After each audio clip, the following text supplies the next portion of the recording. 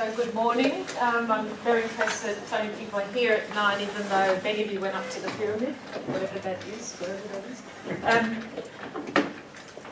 We have a short session today to do something that I would normally take a whole semester to do, with lots of readings and lots of exercises in between, and that people who are training to be proper ethnographers within a sociology anthropology department spend 3, 4, 5 years learning to do. So obviously at the end of this morning session you'll all be experts. No. So the idea is just to give you a sense of what the issues are for us as interaction designers, HCI people, trying to adopt and adapt some of the methods from sociology to inform the design of systems. And the whole value of it, of this as a method, is to really try to understand people and their everyday situated context. And you had Duncan talk to you, was it last Friday, or in Duncan's session he talked about perhaps an approach that's at the other end of the spectrum, which is about removing people from their context and bringing them into the lab, where you can control the variables so that you can really make some considered studies to determine what impact a particular feature or thing that you're interested in might have. And that has real value when you need to know what impact, what sort of causal relationship there is between this factor that you're interested in and the phenomena of concern. Here, we're not interested in controlling anything. I mean, that's the whole point of it. You deal with the messiness of everyday life. And we're not looking for causal relationships, but really trying to get some deep understanding. And these approaches are both equally good and valuable, and it's for understanding what questions you want to ask and what you need to know for what purposes to work out what sort of approach along these spectrums work. And later on, I think today, tomorrow, you also be getting mixed methods. And I know that in a lot of our own work, we often end up applying some sort of mixed methods of approach. So really, it's just contributing to yet another method in your toolkit, and I think that toolkit approach is really worth thinking about as well, because it's just a tool. There are no rules around it. I could use a hammer, not just to hammer a nail, but to sort of lift up my laptop if I want. It could be a little sort of stand. So it's just a tool. So hopefully there'll be something at the end where you'll have a little bit more of an understanding of what ethnographically informed methods can be useful for as a tool in your user research toolkit. These are the broad topics that I suggest that we need to touch on to varying levels of depth or shallowness. But and I have a gazillion slides here that we won't get through. I could talk for 3 hours quite happily without a break. I could talk all day quite happily without a break about this. But I would be bored and you would be bored. So what I propose is that we do something that's a little bit more interactive and that you help shape what we do. So what I'd just like to take a couple of seconds to do now, just a couple of minutes, is given these sort of broad topic areas, I'd like to get a sense from you about what you already know and what you would like to get out of this session, so that we can help work out where we should put more emphasis. So has anyone ever used these sorts of more qualitative in situ methods before? So quite a few people. Are there any people who've never used these sorts of methods at all? Okay. So why don't you take 2 minutes literally just to sort of form little buzz groups with whoever's around you, and just to have a think about what are the things that you'd really like to get out of this session? What would you like to know more about, or what are some open issues that you have?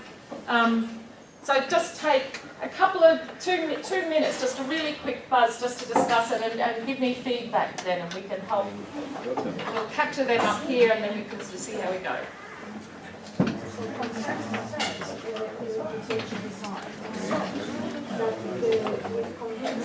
Okay, there we go. Okay. I have used it. Have you used it?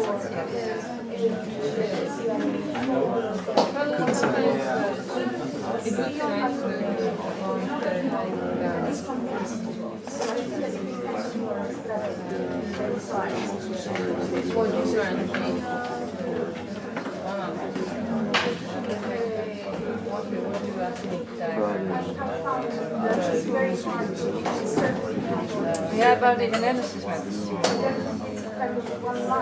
Yeah, well, I would also be interested in what are the choices, and I think the struggle that I have, I have data, and I need to analyze it, and I can analyze it very deeply, and it will take me years.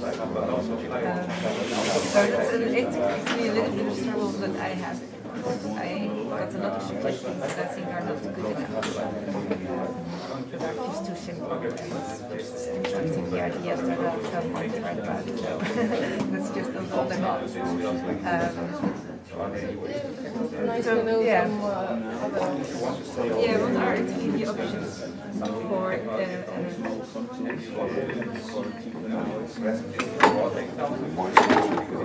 how to choose them? So if you want to just throw up a couple of things, but no long discussions at any time, just sort of throw them up. Practical tips. Sorry? Practical tips. For anything in particular? No, just in general. Okay, practical tips. But if specific, then role of theories, how do you choose, why you choose? Mm-hmm. It's like Game of Thrones, only it's ROT. Yes, someone else? Yeah. I was thinking about how to do the analysis, so you have all this data about what then. Yeah, because Specifically if, so after coding, for example, everyone's talking about, you code, then you analyze, but how you do Yeah, I know, because it's easy to collect loads of data, isn't it? But then you're looking at it going, oh my God, what did I do? I'm drowning. Yes. Especially when we design systems, many people claim to do stuff like grounded theory. Yeah. But in reality, it's often not really grounded theory. So this, how deep do we need to go to actually design systems? Because that's tied up with analysis in some ways. Because we're not sociologists, anthropologists. We're not doing our qualitative studies to develop sociological theory. We're doing it to design systems. So, that has different demands or requirements. Yeah. You have to be an ethnographer in different culture, but not exactly exotic one, but we as PhD students go to different countries for exchange and conduct studies there. And is it the cultural issues, the language issues, or what's the issue for you about different cultures? Different kind of behaviors, different norms. Okay.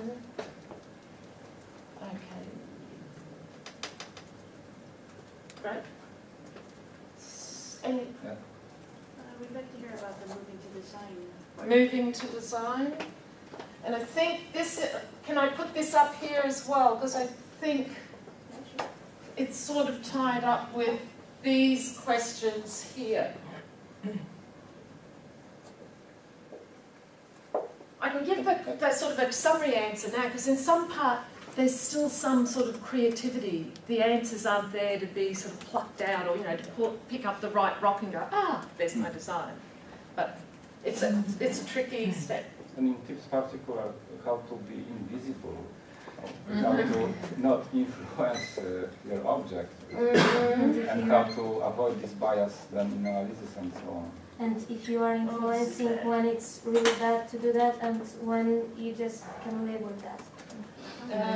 Avoid bias, influence, and I missed what you said. I said that when you really should be careful about being visible, and when it's not so bad to be. Yeah.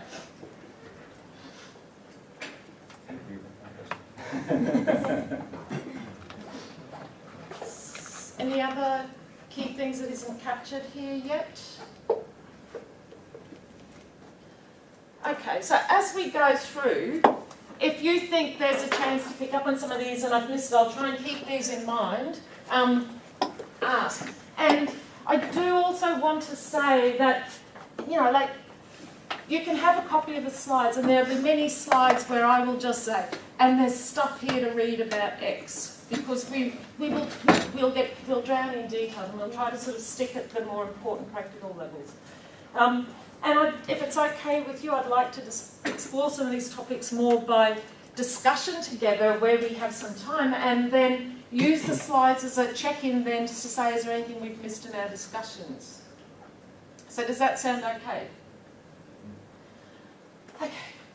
So, this is just some basic background. Ethnography does come out of a sociology, anthropology tradition.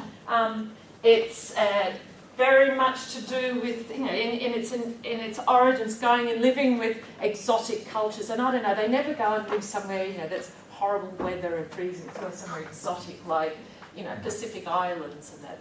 So I think there might be hidden agendas. But you have some key people like Malinowski and Margaret Mead, who were particularly important for making those sorts of new methods, giving them credibility within sociology. And their thing was that the big difference about the grand theory, ivory tower, sort of theoretical approach to sociology was about going and doing this deep hanging out, this living with cultures for really extended periods of times for years, and really getting to understand what's going on in those settings and understanding what it's like from their perspective.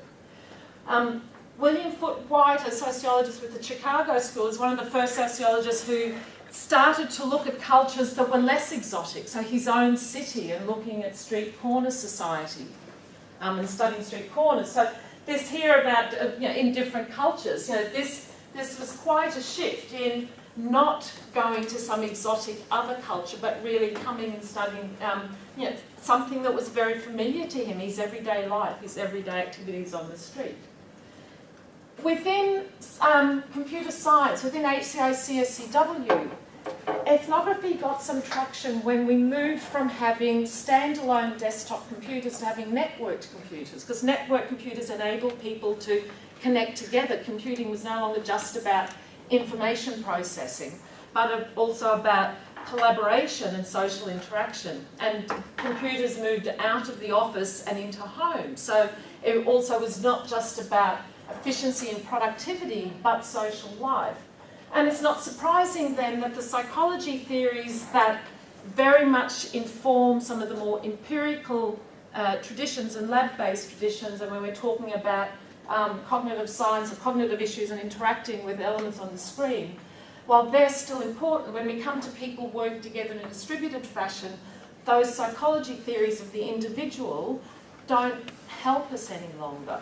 So in looking to other aspects of the social sciences to help inform this, ethnography was very much brought in as a particular method, and people like Lucy Suchman, who worked at Xerox PARC at the time, was very, very influential. And in particular, her PhD thesis is lovely to read because she's speaking to AI at the time, because artificial intelligence was very trendy and it was going to solve everything, and she did these studies that talked about that, you know, plans don't have this sort of predictive role that AI was, implicitly assuming in order for AI to work.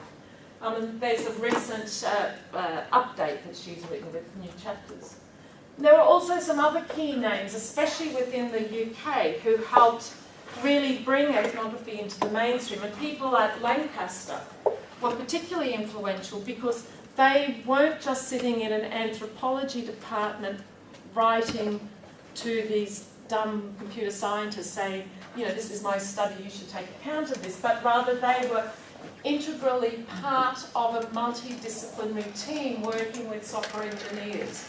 And so they not only did really good studies of everyday work and interaction and collaboration, but they also did a lot of work trying to think about how sociologists and computer scientists work together in sort of having the results from these sorts of studies inform design. So these are some classic studies if you did want to read them.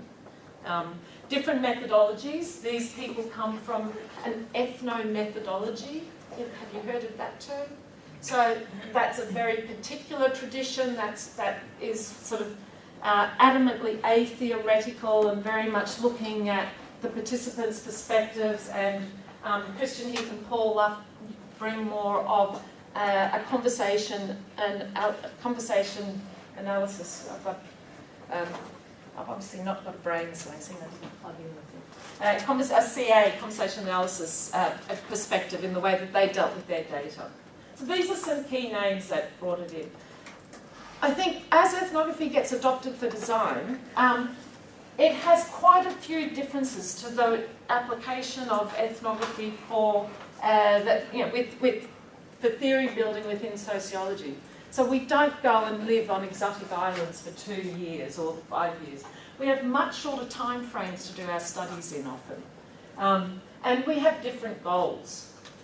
And I think one of the things that's really important, and I've got another slide later that just sort of emphasises this, is I actually don't like saying I do ethnography, because there was this lovely paper by Diana Forsyth in the CSCW journal in 2002, I think it was, where she talks about ethnography as invisible work. And she was getting a bit cranky. She was a medical anthropologist, and she was getting a bit cranky at people going and doing time and motion studies with doctors in an emergency department and saying that they did ethnography.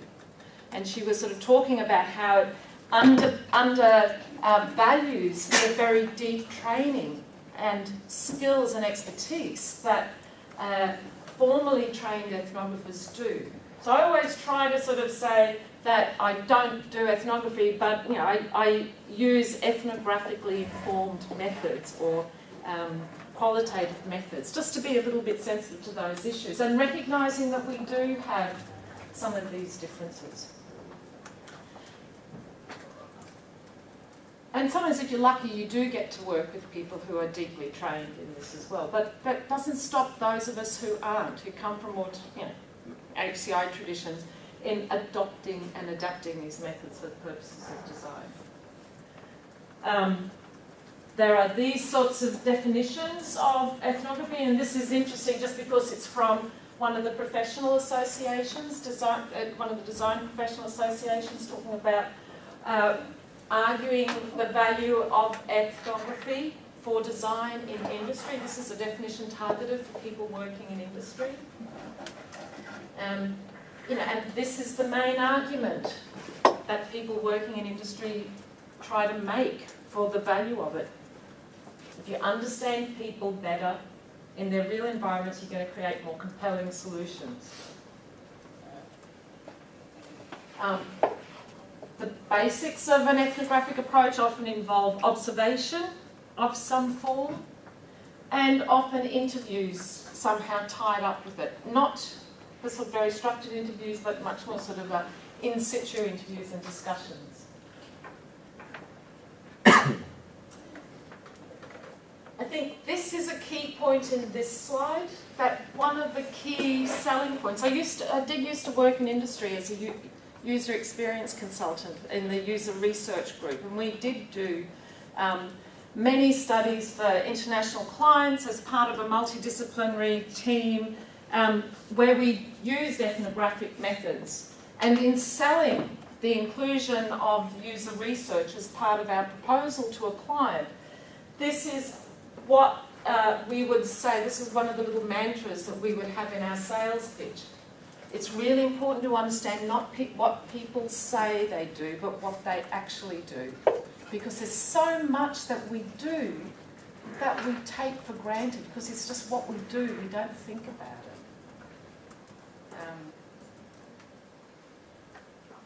So that's one of the key things there. I'm not going to go through these. You can just skim them if there's anything there that you want to particularly ask about. This is just trying to argue, to help give some arguments for why we think ethnography is important, or an ethnographic approach. Very complex application domains. And all our normal software engineering sort of requirements gathering techniques or formal modelling techniques, while they might make the world look nice and neat and ordered, don't capture the reality of the messy world. And we have lots of experiences, especially from the 1990s and the business process modelling, workflow modelling era as an example, to show the limits of lovely, neat models, but how they constrain, understandings of real-world settings. And that's part of what Lucy Suchman's work pointed to as well.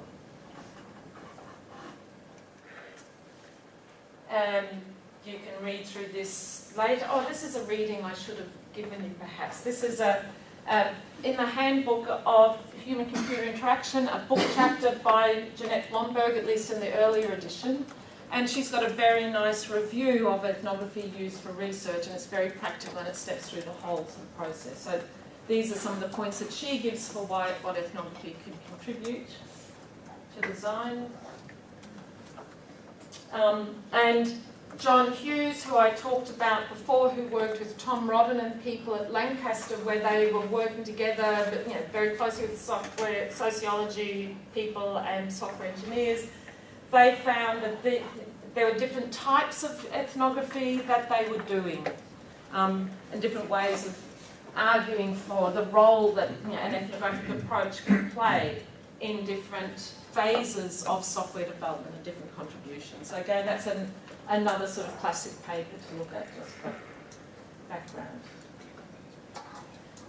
It's used very increasingly, I think, across many areas within computer science, especially in areas that deal with people and technology. It's a very commonly used technique, although the relationship between ethnography and design is an ongoing debate. I don't know if many of you are familiar with Paul Durish's paper from, when was it, 2006 or something, about implications for design, because there was this whole debate about, when people write up academic papers with ethnographic studies, they have lovely rich findings, but then at the end there'll be this sort of half-page section, implications for design and review. If you didn't have it, reviewers would go, yes, this is all very interesting, but what do I do with it?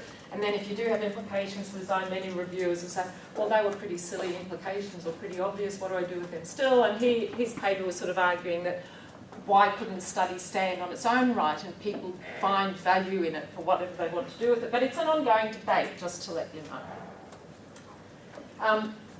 It's not just an academic fad, although it's been around in the HCI area since the late 80s.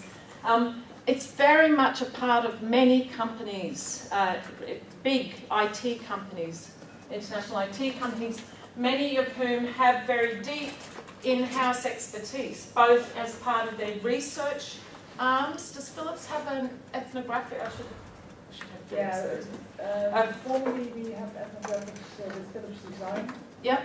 But also in research there are a lot of people with experience in using ethnographic methods. So this isn't just being used in the research arm of these companies, it's in the delivery. So the design side is in more of the delivery, product development. That is more early on in the process, so more trend analysis type of stuff. Yeah. And we also use ethnographic methods. Okay. So there's lots, and then you've got dedicated companies, of course, who specialise in these sort of skill sets. There are lots of articles that you will see in popular press where that are sort of talking about this sort of new competence. Again, you can just read these in the slides, but these are just some example articles. So ethnography is probably not as common as many other more traditional HCI methods, but it's still widely used and widely valued, both in academia and industry. Any questions about just that sort of background so far?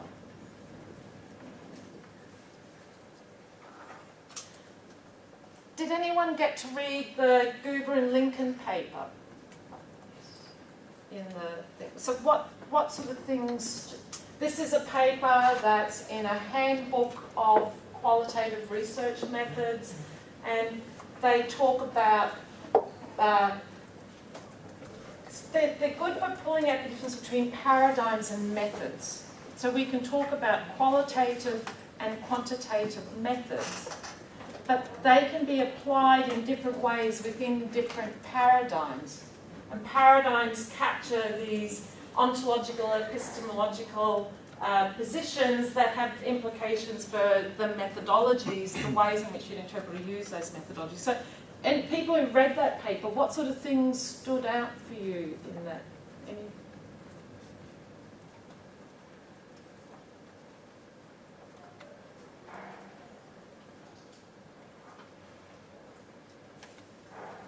I read it, and actually I was thinking I'm more the constructivistic kind of researcher. Yep. But then I did some kind of quasi-experimental design of a study, but it was just a means to see how the students do a design task and then use that for an explorative analysis. Mm-hmm. So I was then, when I read the paper, I was like, oh boy, what did I do actually? Because it was something in between. It was not really positivistic. Yeah. But even the experimental thing is positive. It has some qualitative things. So I was not really clear when I read that where I would position this particular study in. Yeah. And do I have to? So, no, what I think, the paradigms that they talk about here, they break it into four very broadly characterized paradigms. Positivism, post-positivism, critical theories, and which covers a whole lot of things from feminism to I can't remember what else, and constructivism. And I think that the value is just that it makes you think more explicitly about what do I assume can be known about this thing that I'm interested in, and how can I know about it? How can I as the researcher know about it?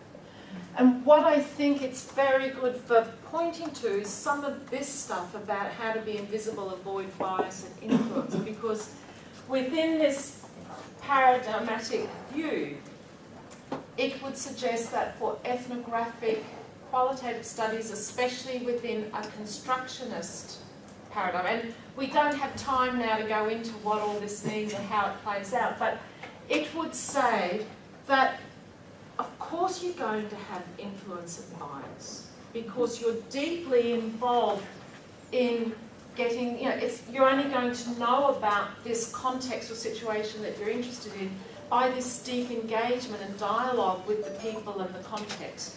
And you are making lots of decisions about what you look at and how you look at it and who you give attention to, and your very presence. And so it wouldn't try to avoid the fact that you're there. It would rather argue for taking a more reflexive position about I am there, I am influencing, I am making choices, so let me be more consciously aware of what and how my influence might be playing out, and there might be ways that I can minimise that. So it's more about creating an awareness, I think, in that sort of way. And we can come pick up on that later. So I would encourage people just to read this, because I think it's just a good paper for making you go, oh, I hadn't thought about what I... Sometimes you just go on and do your stuff, but you don't think about the implicit positions that you're buying into in choosing to do a lab study or a more ethnographic study. So what that says is you can have different paradigms, and different paradigms can all say they're using sort of quantitative and qualitative methods, but for different sort of purposes and in different ways, although these quantitative methods and qualitative methods often are more useful for people within particular paradigms than others. So you're all happy with sort of some of the key differences if we think about the spectrum of qualitative and quantitative?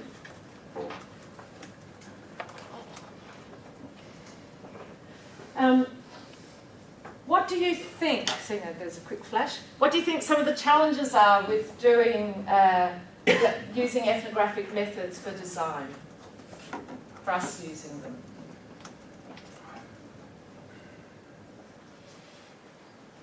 Prioritizing findings. Sorry? Prioritizing findings, which is more important than the other, because you know, it really depends when you are going there, and what is you know, constantly you know, dealt with doesn't have to be necessarily most important. Yeah. So prioritizing, understanding priority. Yeah. Well, you usually don't have enough time to do something that the social scientists would probably call ethnography. Yes, which is why I think becomes all the more important not to sort of claim we're doing ethnography, you know, in this grand sense. I think people are not very competent on the theory behind that, like the paradigms. It's very easy to mix up and to try formulating very wrongly that design. And this is something that I see very often happening. They don't really know what would be positivism, positivism. Yeah. And, you know, they try to explain things that way, and it's not. So my example of the researchers doing a time and motion study with doctors in an emergency department, you know, how often they spent writing at the paper or talking to people and calling it ethnography, when it would be much more appropriately called sort of a quantitative study undertaken in the field, rather than a qualitative study within some sort of constructivist paradigm. So they're really being more post-positivist. We all have the capacity to observe, to analyze, but to frame it in one of these theories is very hard. Yeah, and that's what Diana Forsyth's paper, her title of the paper is Ethnography, It's Just Common Sense. Because many of us, especially within the ACI tradition, just went, oh, it's just common sense, we can just all do it. And in some sense we can, because we can all see, observe. But doing it in a sort of more principled way is much more difficult. And being more principled is about being more reflective about the paradigmatic stance you're taking and being more aware of your choice of methods and where you are coming in and influencing, you know, making choices, bringing in sort of positions. Any other sorts of limits that people can think of or challenges? Especially in science about validity and so how to make sure that you can make some kind of generalizations about what you think. Do you think you can make generalizations? What do people think about generalizations and this sort of approach? I think it's even hard to make generalizations about methodology. That I always think it's why I have to be focusing on that paradigms. Maybe I want to be doing some mixed paradigm or do something totally different. I don't have any name for that. So that's a methodological sort of stance or paradigmatic stance. And then there's the other issue about the data you get out of that, which is what I hear more about the generalization point. If you find that people in the class, you know, 40% are sleeping in this class right now, then can you generalise that to all classes at 9:35 in the morning? You know, we'll have 40% of people sleeping. And issues of validity. Does anyone have any opinions about use of validity as a construct even within a more ethnographic sort of paradigm, or ethnographic stance? I think that as long as you are methodologically, you use a legitimate methodology and not purely, but strictly, then validity is implied. The validation is in the procedure. It's a procedural validity. It's not a but within a more of a positivist and post-positivist stance, validity is in the statistical power of your data. And I think one of the big debates, and again the Gruber and Lincoln paper is worth looking at for this, one of the big debates is how people argue for the value of these methods, and the arguing for the value of quantitative methods has long been done in terms of statistical power and validity and generalisability to all populations. And we do something that's very different. We do something that's very specific and situated. And what you can say is only about this particular class of this particular number of people on this particular day at this particular time. And you can't make any claims about generalisation to anyone else. But you can say deep things about this particular situation. And so the language that often comes up in terms of needing to argue value here is not so much validity but relevance. And there are lots of papers that can help you make those arguments. And relevance goes to being able to justify your choice of methods, being able to make your process of analysis very clear, and being able to account for the stories that you tell. And I don't mean stories as in fairy tales that you've made up, but in the stories that you tell that are deeply connected in your data. So there's again a big responsibility on researchers to account for their choice of methods, approach, how they've dealt with their data in a very considered and comprehensive way in order to argue that their data should be believed and it has relevance to that particular context. But it's an ongoing debate, and people are much more comfortable if they come from a quantitative tradition, a positivist tradition, to still go back to sort of validity and generalisability. So these are debates that you'll have to encounter.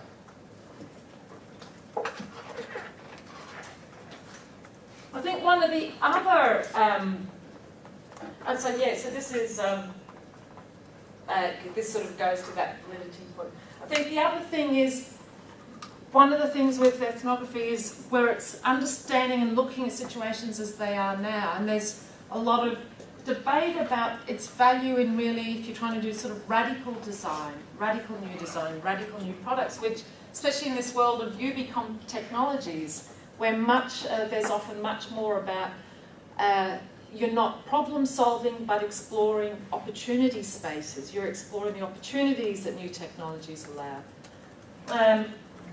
And I think that ethnography can still play a role there, but it's not so much to understand maybe the deep processes that are going on, but rather the values and the qualities that might be important, that might form a particular background to design thinking.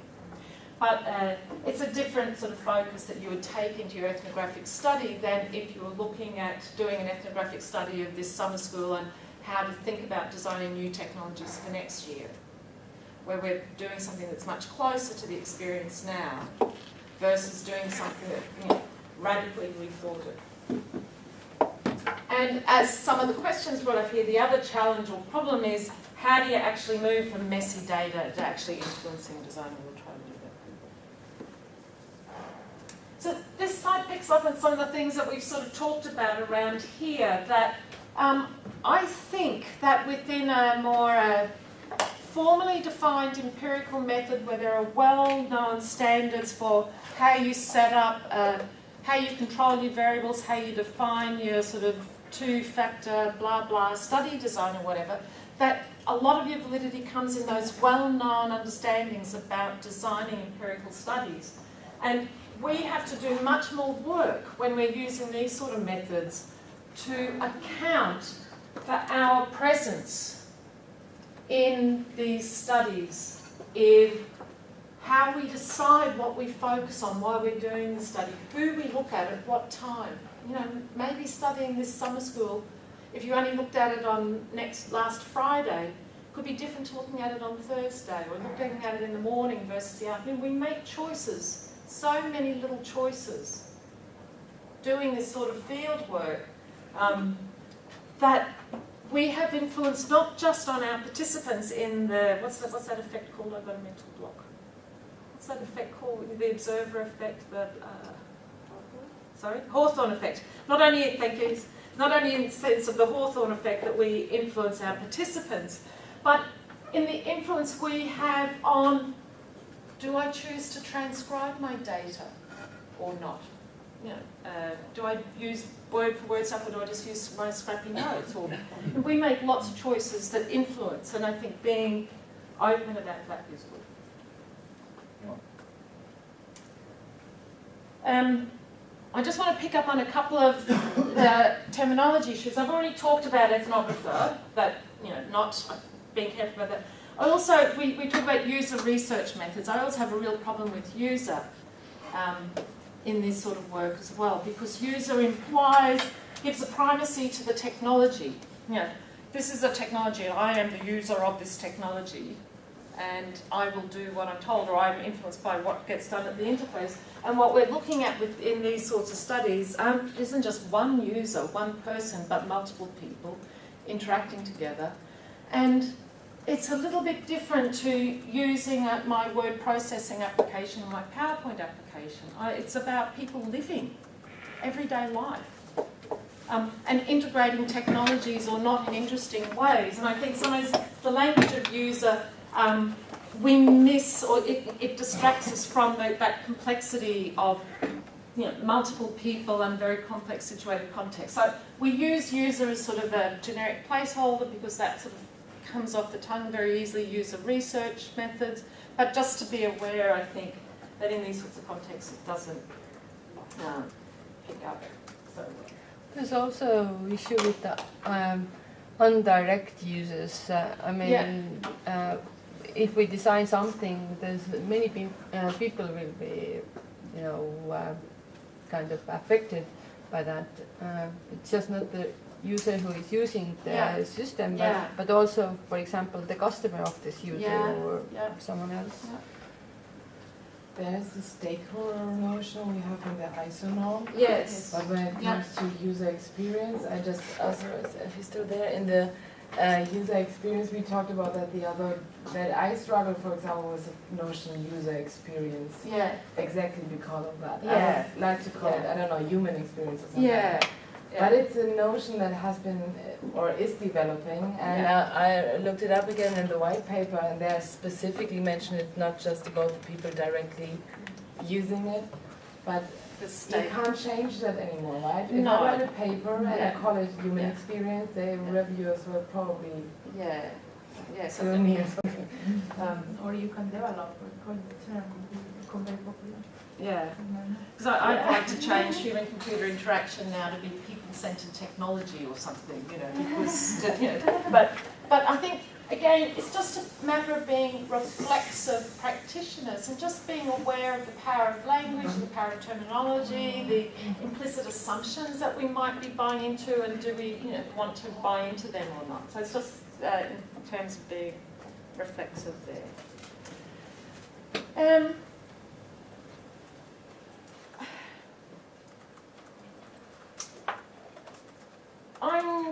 I'm going to skip this because I think we need to get to some more practical stuff. Did people find interesting papers using? Is there anything that particularly stood out that you thought was particularly powerful or illustrative of the value of an ethnographic approach?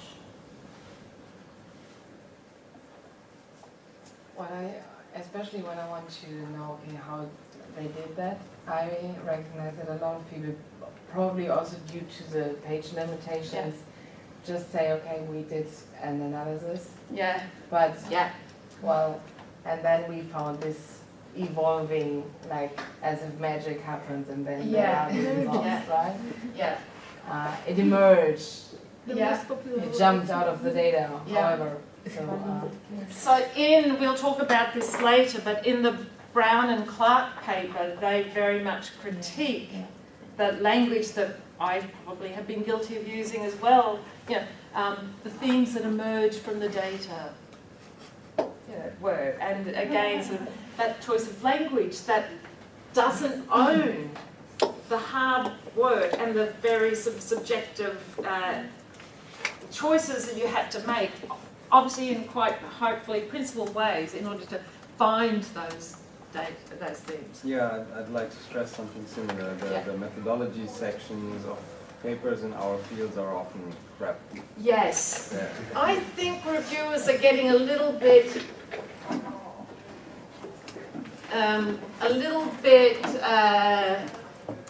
crankier about some of the methodology sections. I see some of our papers come back and reviewers say we need more details about exactly how you treated your data or how you did your analysis. Hopefully, and this is my point here, that, no, not there, not there either. This is my point here, that I think as if we can become more reflective practitioners, we will recognise the importance of not having magic happens here in our papers around methodology, but that we really recognise the choices and make them explicit about the process, because it goes to arguing how and why this data should be believed, not using validity terminology, but using sort of rigour of process and accountability of process. But to fight the mainstream hopes or expectations on how do you draft a paper is very hard. What would be your proposals on how to work this? Precisely not to say the data, the conclusions emerging or things like that. Because I see all the time that you're saying, why you to tell it in a way that, and then you give this example. Does anyone have any suggestions for what you've done that you think works for how you avoid the data emerged and something magic happens within the recognising the page constraints of a 10-page paper? Thesis is different. You can spend half your thesis telling your examiner what you think for a paper. Anyone have any techniques that they've used? I forgot the title of the paper, but it's something like the methodology section at the heart of any qualitative paper. And I think, personally, you should just keep that in mind and be a bit briefer in the other sections and reserve ample space and just describe in depth or in enough depth what you have done. And I think, and it might even not need to be depth, but stepping through the process succinctly. We transcribed the data, we did line-by-line coding, we then, two of us then reviewed those, like just spelling it out sort of quite simply. Sometimes people use diagrams that might sort of show the process as well. That could be a way of capturing something quite succinctly. But I think this is becoming increasingly important. It's always been important, but I think we're learning as a field how to really be rigorously accountable to these methods. And I've got multiple case studies that I'm not going to have time to go through. I'm going to do one slide from this case study just as an example of the value of going in, and because of this question about different cultures and different norms.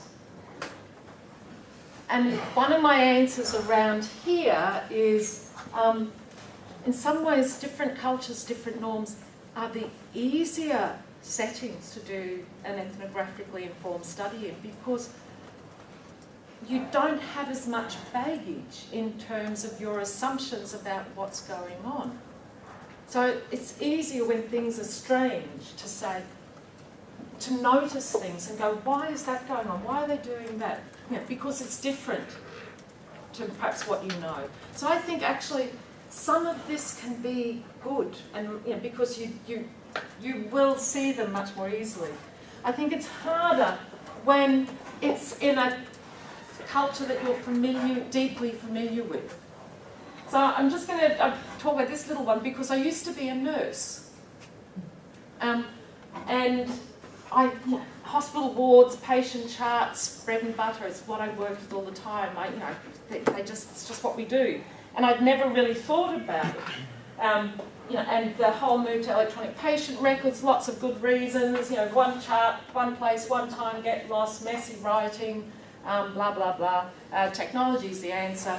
Neat, ordered, accessible from lots of locations, able to do lots of other secondary research, etc., etc. So this was quite a few years ago. I ended up doing a study in a medical unit in a hospital where I just hung out and observed people, and there was sort of lots of really interesting insights into that. I mean, one of the big ones was it's not a chart when you're actually looking after a patient. It's multiple pieces of paper that people deal with, that are all important for caring for the patient. It's not all just bound up in that cardboard covered chart. And each piece of paper reflects people's individual roles and views, and some of these pieces of paper end up in the chart in the archive as a medico-legal record. Some of them get thrown away at the end of the shift, but lots of different ways that paper was not just messy but valuable in supporting role-specific views, in being highly tailorable, quick and easy to prototype, etc., etc., etc. But the thing that really struck me, because I had been trained as a computer scientist at this stage, and I could see how this sort of medication sheet could easily be translated into an entity relationship diagram and be put into your database system. And the whole record, in that chart gives that same impression as an electronic record. You just computerise that record. It's just an information object. Does anyone notice anything here in this medication sheet? There are a lot of notes that are not exactly in places there. They have no place to be. Yeah. And these notes are really important because here, eye drops. Someone's got a note here that says it's their own supply, not available at the pharmacy. So, not signed, but we'd assume that that's the pharmacist, or the people then knew that that was the pharmaceutical business. This is a post-it note. Who's it written by? Who's it written to? But again, people knew how to read this. This was again probably the pharmacist writing similar, or it could have been one of the nurses saying to the doctor, "Are you sure these are the eye drops you want? Shouldn't they be something else?" Here, other eye drops. A whole discussion with multiple participants about where these eye drops should be kept. Chloramphenicol eye drops. Someone's written, and even the fact that I'm going to read it to you in order, in the fridge. So there was a note there telling the next person who was going to give it, and these are the people who give the drops, that the drops can be found in the fridge. Then someone says, capital letters, underlined, exclamation mark, does not need to be kept in the fridge when in use. Authority. Say, don't do it. And then there's another note that's saying, no, they're not in the fridge anymore, they're in the night trolley. So there's this whole lot of embedded communication going on, just in time, just in place, at the right place when people need to know about it, that isn't supported by the formal information structure. I've worked with these forms for gazillions of years. I'm sure we did that all the time, but if you asked me how medication form worked before this, what we say we do and what we actually do, I would have said all the formal story, because this is a very important medico-legal document. We have the times here and we autograph it when we give it, and to check the armband to make sure we give it to the right person, etc.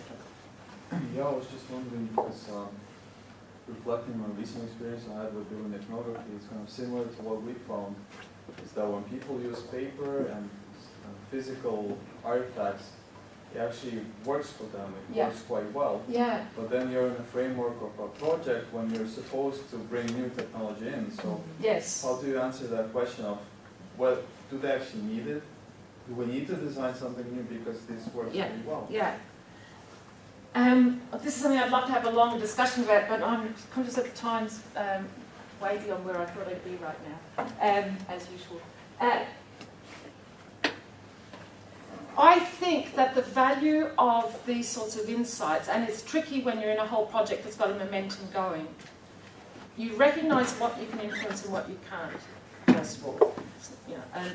But then it's thinking about, not necessarily that paper has to say we should cancel the whole project if you know that that's not realistic, but in your analysis, thinking about what roles and purposes does this paper serve for this collaborative work environment?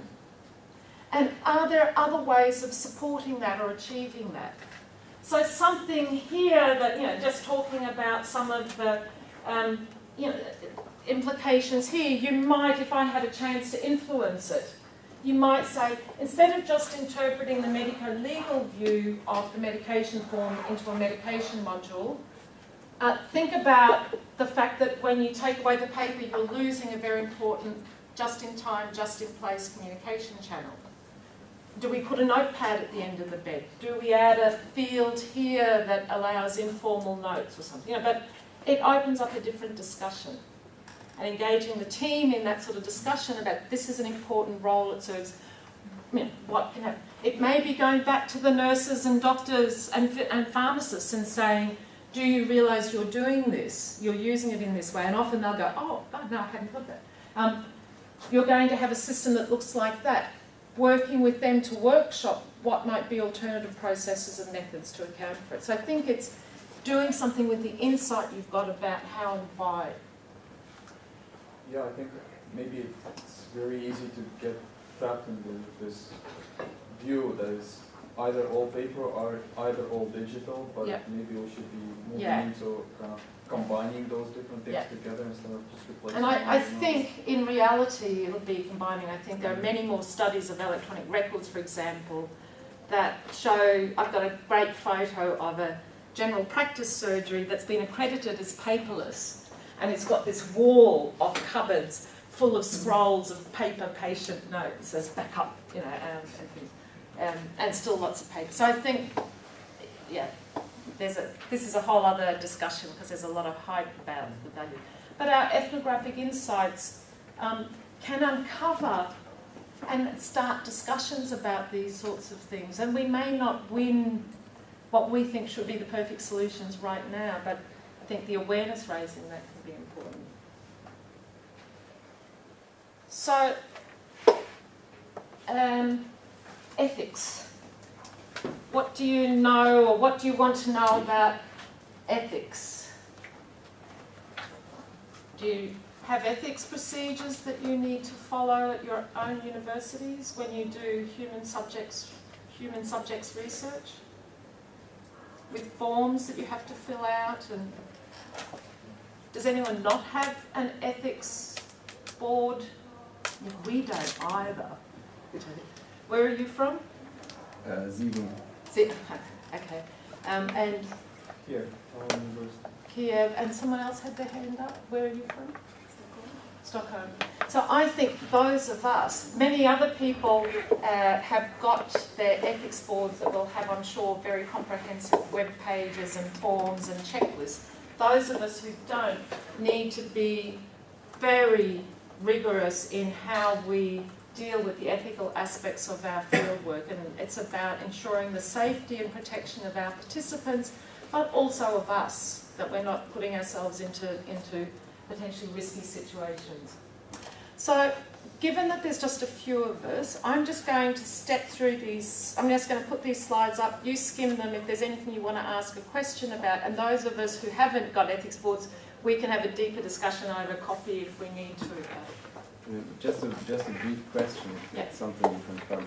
I have a more psychological background, and we were drilled for ethics forms and stuff like that. And my impression is that people who come into HDI from the more social science field are not that immersed into the world of ethics and the forms and stuff like that, and the psychology side has it. Having worked in Australia, US, UK, and now in Austria, I think there's something more Germanic computer science about not having ethics. Because in the computer science departments everywhere else, we've had to have ethics approval, and we've had special ethics boards for our HCI research. So I think it's more common to have it, and I think bodies like the EU are increasingly requiring that, and in the past we've got around it by saying, oh, we will go through David's ethics department, ethics procedures at his university, and that'll cover the project. But I don't think we can do that anymore. But yes, I think as computer scientists, or people coming from more of the computer science tradition, I think sociologists have always had strong ethics as well, in line with psychologists, at least the ones I've worked with. I think computer scientists often don't have a strong tradition of it, but are growing into it. So that's just some stuff about, you can read this in detail about setting up the field work. This is needing to think about what sort of ethics, sort of approval or processes or issues you need to think about. I'm just putting up Sussex examples because that's where I used to work and I'm familiar with. ACM also has quite a detailed code of ethics that could be useful to look at.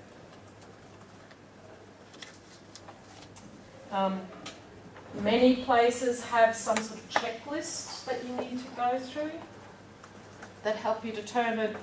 Some places have different levels of ethics approval that you need. If it's just a little master's student project asking people just to give feedback on the latest, I don't know, word processing software, it might be a light touch. If you want to do, I don't know, implantable biosensors and, you know, brain-computer interaction or something, it may require some more detailed and rigorous ethics approval processes. Key thing is consent forms, so there's lots of literature that you can find around what should be in a consent form. There are often lots of good templates that you can use as examples. I gave David a short document. Okay. Examples of informed consent. Great. Excellent. So that's mailed it around. It's on the website already, right? Yeah. excellent. Okay, so consent forms covered. And just being aware that with the sort of research that we're doing as we move into more of a UbiComp era of technology and interaction, different forms of human-computer interaction, we often need to think about these other sorts of ethics cases around here. What's the issue about doing research in public spaces or doing research with vulnerable people, or who's determined to be vulnerable, and what should we do, and what should we do doing research online. You know, think about the recent Facebook controversy where they manipulated mood. That was what I always also was thinking about. So just having an ethics board doesn't make you secure, right? So it could be the case that legally you don't have to have approval, but you should consider them nevertheless. Yeah. So this is where I just think really being reflective about our own work. And, you know, this is another area to, you know, when does it matter? Not just ticking the boxes, but what are the extra steps I need to do to make sure that the research that I'm doing is safe for my participants, safe for me, safe for my institution. So lots of links there. Yeti said that there's lots of other examples being put up, so we won't go there.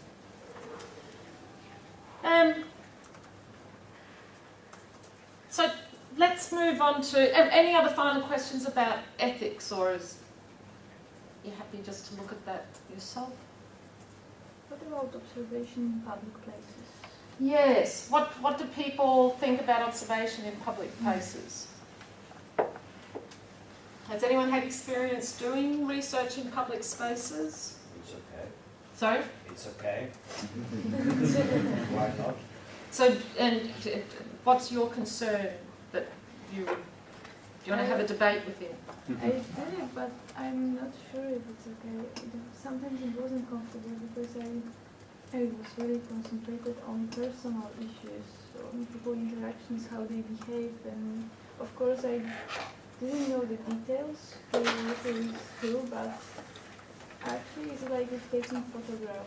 And also ethnographic studies in my case is not only making notes but also taking photos. Taking photos. So your concern is that even though it's in a public space, you still feel like you're intruding on very personal matters. Yeah, I go deep into the specific place, so I'm taking something from it. And what would you respond to that? Now, if you look on the law, if you look law, that's totally okay. You just need to be discreet.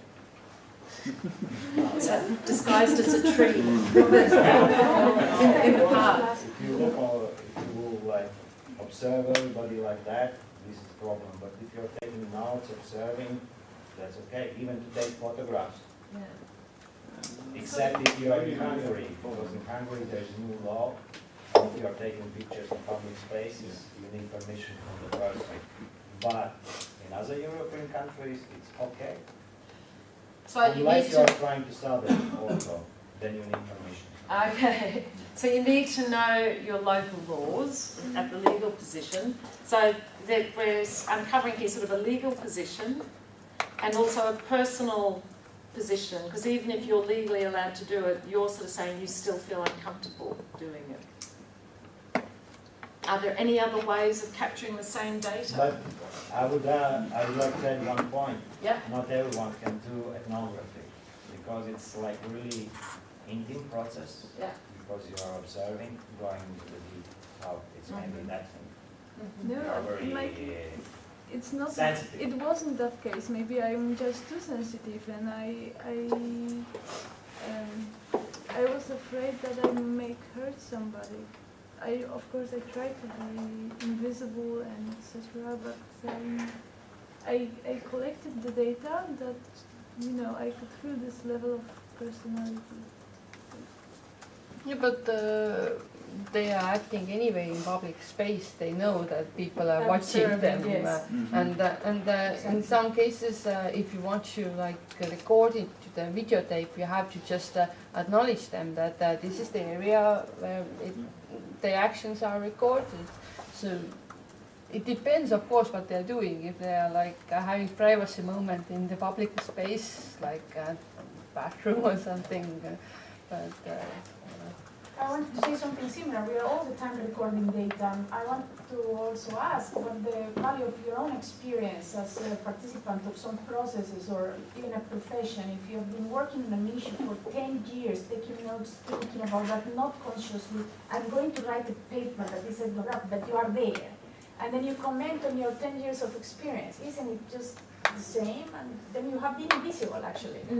What's the value of experience as an ethnographic approach?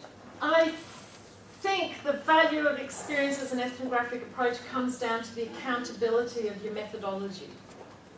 So, being how much can you claim are your accumulated impressions over 10 years versus how much can you claim has been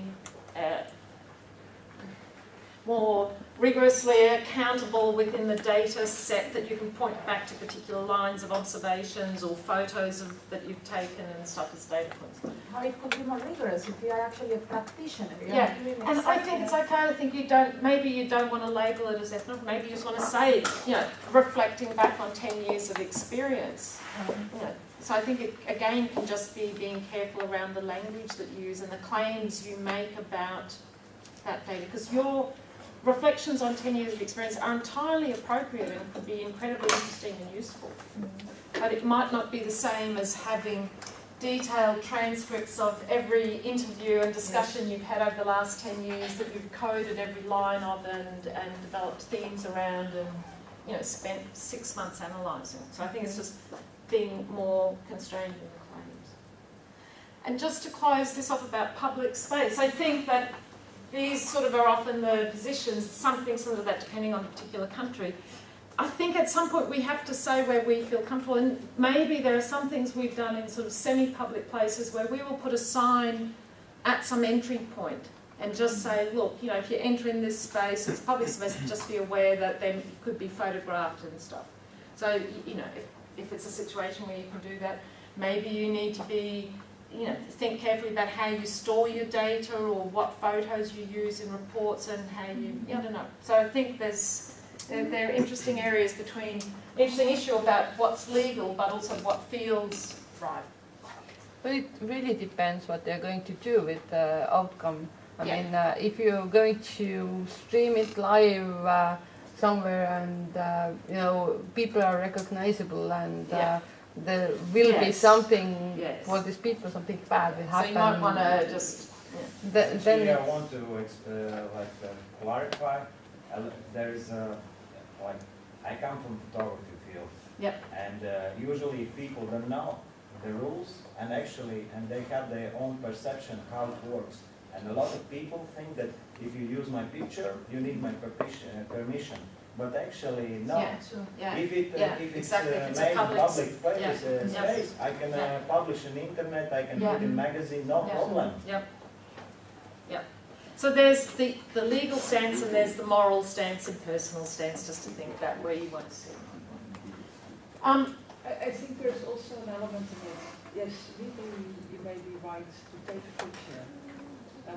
I talked about that yesterday as well. And respect the people that you work with, and don't do anything that you not feel comfortable with yourself. So if you feel really awkward about people taking your picture and using it for God knows what, maybe be careful with giving it to others. But also, even if you feel comfortable, respect that other people that they might probably won't, right? Yeah. So it's just not that okay, I'm okay with it, everyone has to be okay with it. No, So, yeah. So respect your participants. You know, it's not just a photo taking moment. You may want to have an engagement with them after that. yeah. So, It's good to know it's not illegal, I know that. Yeah, yeah. It's not illegal. But it's worth checking out for different countries, because different countries do have fun. In Estonia, there's actually a problem with older people because in Soviet times, recording things would run out quite a tricky way. And so if you do some kind of research and have any kind of recordings from the older people,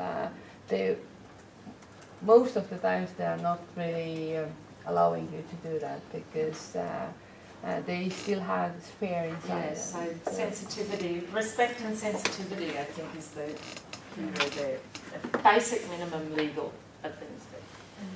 So let's just move on, because where does the time go? So I told you we could go all day. So one of the key methods that we use in an ethnographic approach is some sort of form of observation. Talk to me about that. What do you know about observation? Or if you're in the field, what do you observe? Or if you're thinking about your own projects, if that helps, what might you be observing? What's observation about? Actions. Sorry? Actions. Actions. Yeah? What else?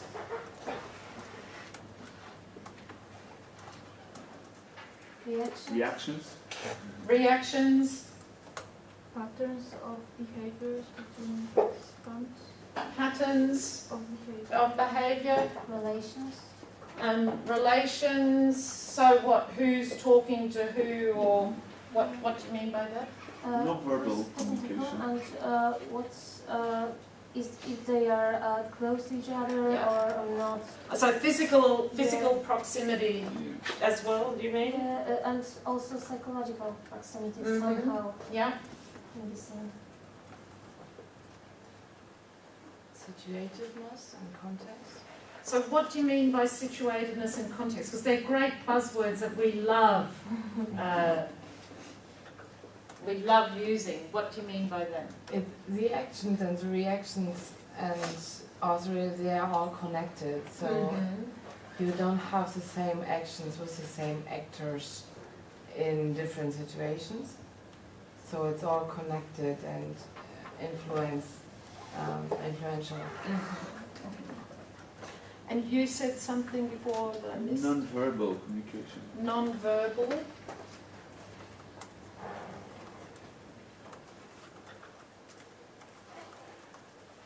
What else could you be observing? Maybe think about your group projects, whether you're doing the home or the space place, no, which was it, the home or the collaboration crowd. Interaction with objects. Objects.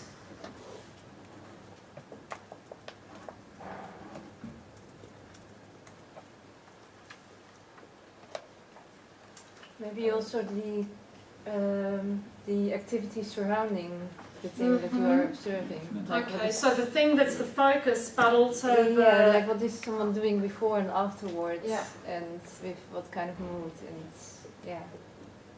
So do you mean activities around in a, right now that I might be talking to you, but also being aware that something else is going on in the periphery? Do you mean activities around in terms of periphery, or do you mean in a temporal flow perspective? Well, in this case, maybe it would be interesting to observe also what actually triggered me talking, or why why are we talking? What happened before and afterwards? Yeah. What was the effect of us talking? Yeah. And So the sort of the temporal linking, that these connections that is sort of tied up with this connections thing, because there's something about the temporal linking in space and time of actions. yeah, what is the role of the other people as well? Yeah.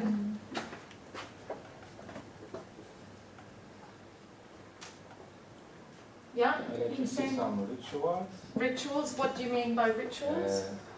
Some activity which I don't expect, which people do something more that they should do. For example, it is daily routine, but these daily routines have something around which make this routine unusual. Happenings, like unusual happenings, like Distractors, distractors and you know, some accidents maybe, or some minor, you know, complications. Yeah. Also reactions, like signs of emotion. So is this actions, reactions, or is that something different? So there's way in which reactions can be purely sort of functional Or emotional, yes. or emotional. Yeah. My messy board. And this complications thing can be really interesting as well. Often, especially if you take more of a contextual, if you look at some of the contextual inquiry literature that did a good job of, I don't know, productizing, sort of in a way, an ethnographic approach, or methodologizing an ethnographic approach to cell and industry. They make a big deal about breakdowns and complications, and often breakdowns and complications can be a really good source of helping you see the things that you weren't seeing because they were just happening routinely, and you often don't realise all the stuff, all the rituals, all the things that go into just keeping business as usual, because it's just business as usual and nothing to be remarked upon or noticed until it breaks down or there's a problem.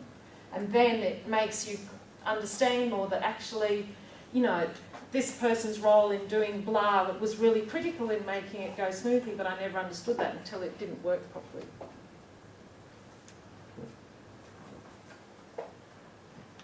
I have a question. Yeah. So I did an observation study where I went in and tried to have a really open mind Yeah. about what I was going to find and what I was going to look at. Yeah. But it became quite overwhelming because I didn't know what to focus. Yes. And I was not allowed to record video or audio. So Okay. whatever I didn't write down was lost. Yeah. So should I have prepared better? What was your, tell me more about what the situation was and why you went in there in the first place. I was doing a workplace study where I was observing how professionals used a computer system. So I was looking at what they did, how they interacted with clients, what objects they used. And So that doesn't seem so open. maybe, but I still felt like it was too open. Yeah. Yeah. Because I tried to write down what people were saying, what they Yeah. were, Yeah. while also looking what happened. Yeah. So this goes back to the choices that we're always making.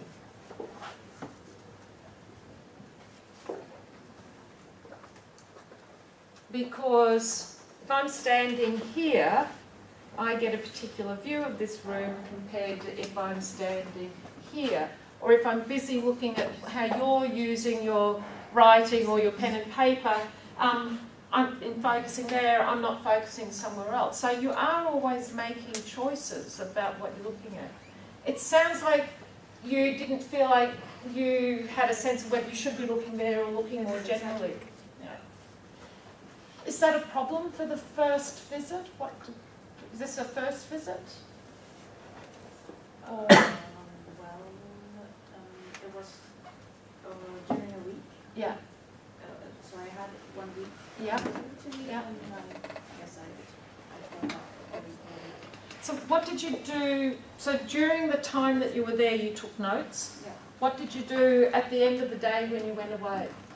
I tried to remember what happened apart from what I actually wrote down. Yeah. And write down everything that I students. Yeah. That is really key.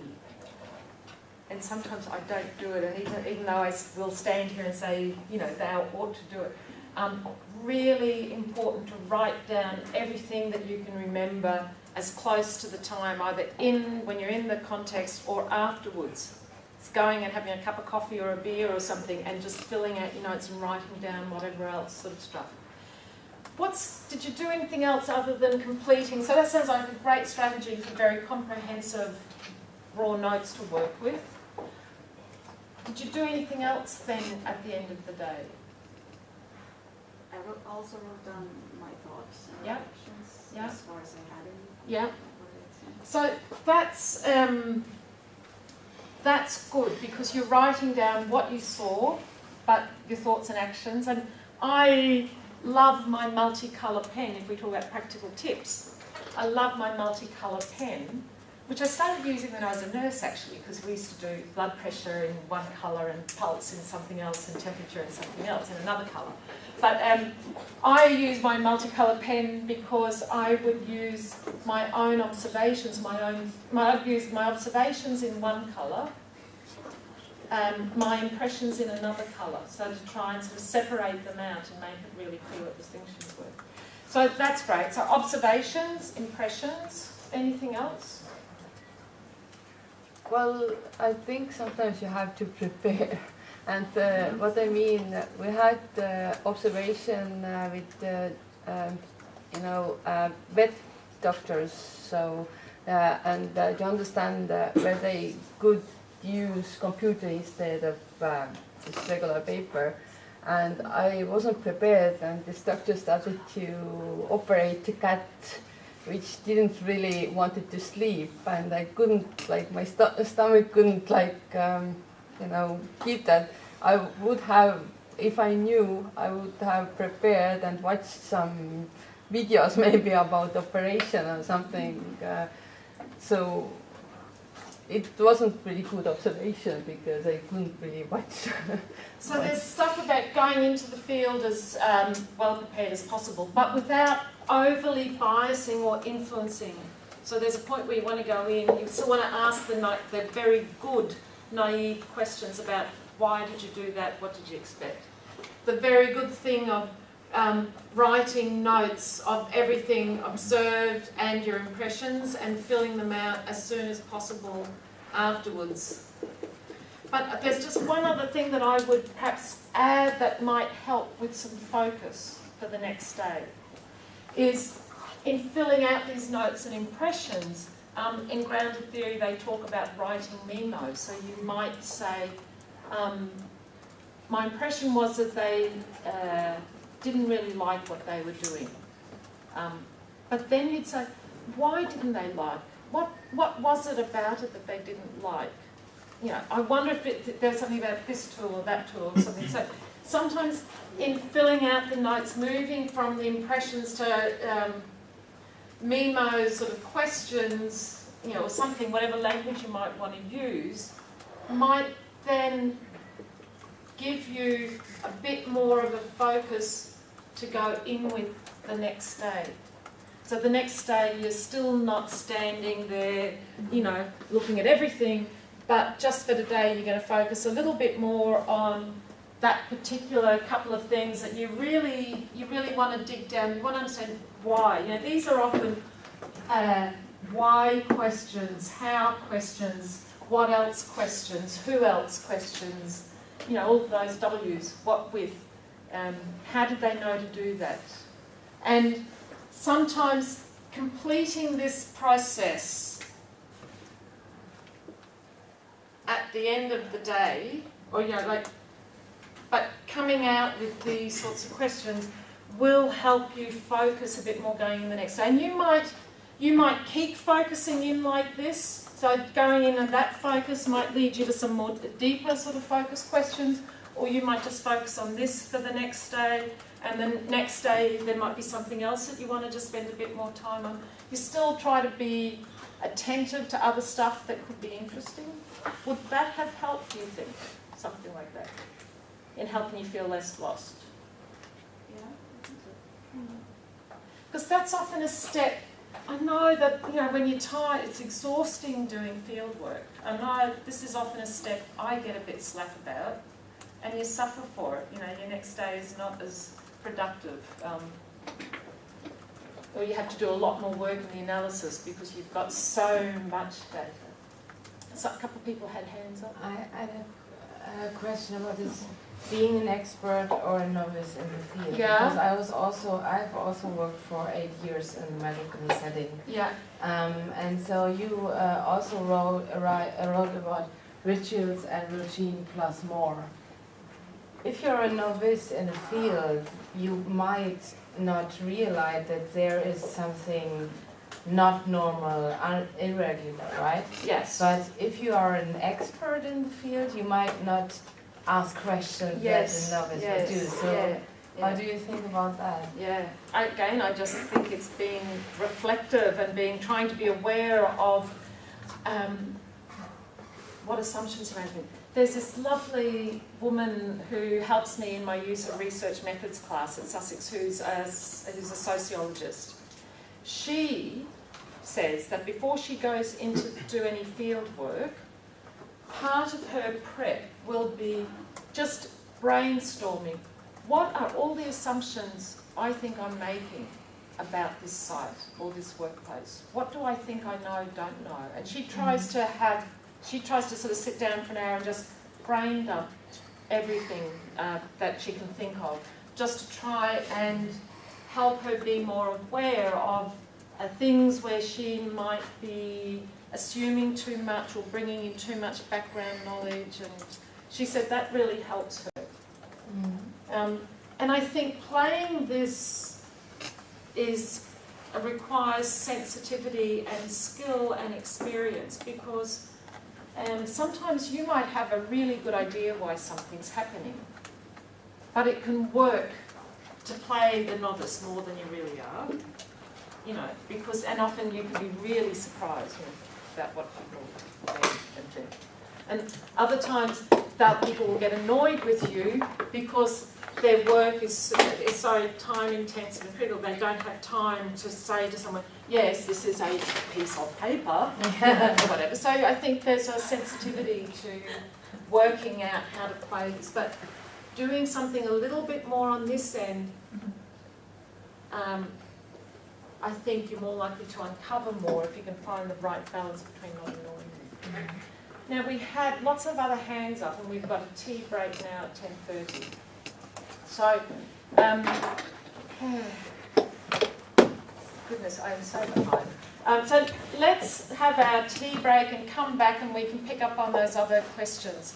And we'll just keep discussing observations for a bit and then we'll just sort of skip through the slides and see if there's anything else.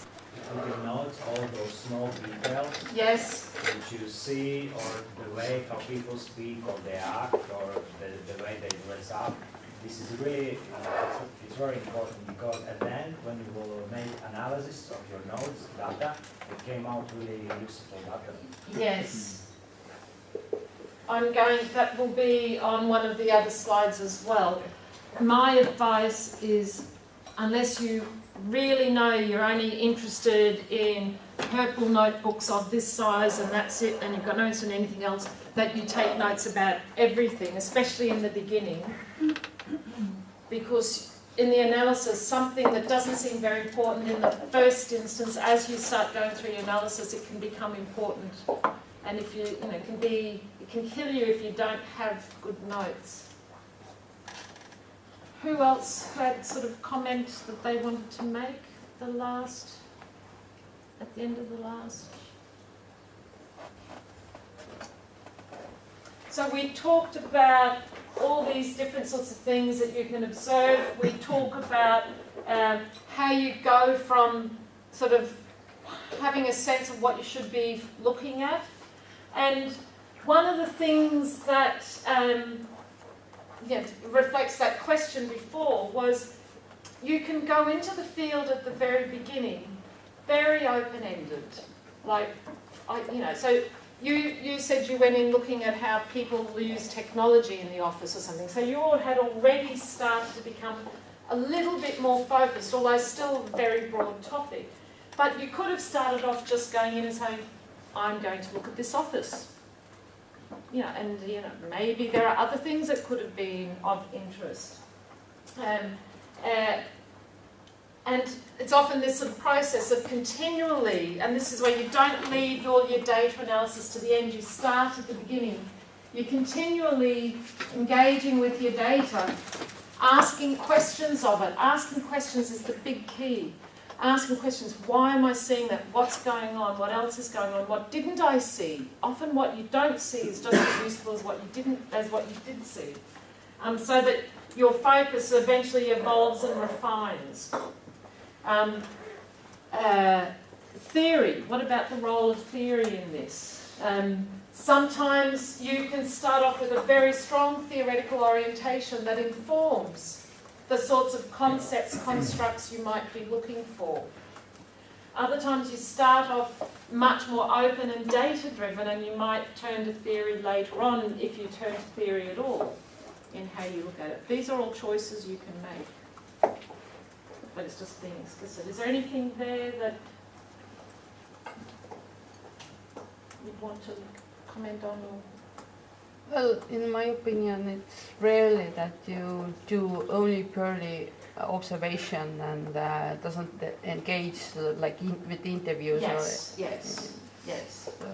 It's usually this being in the field is often knowing.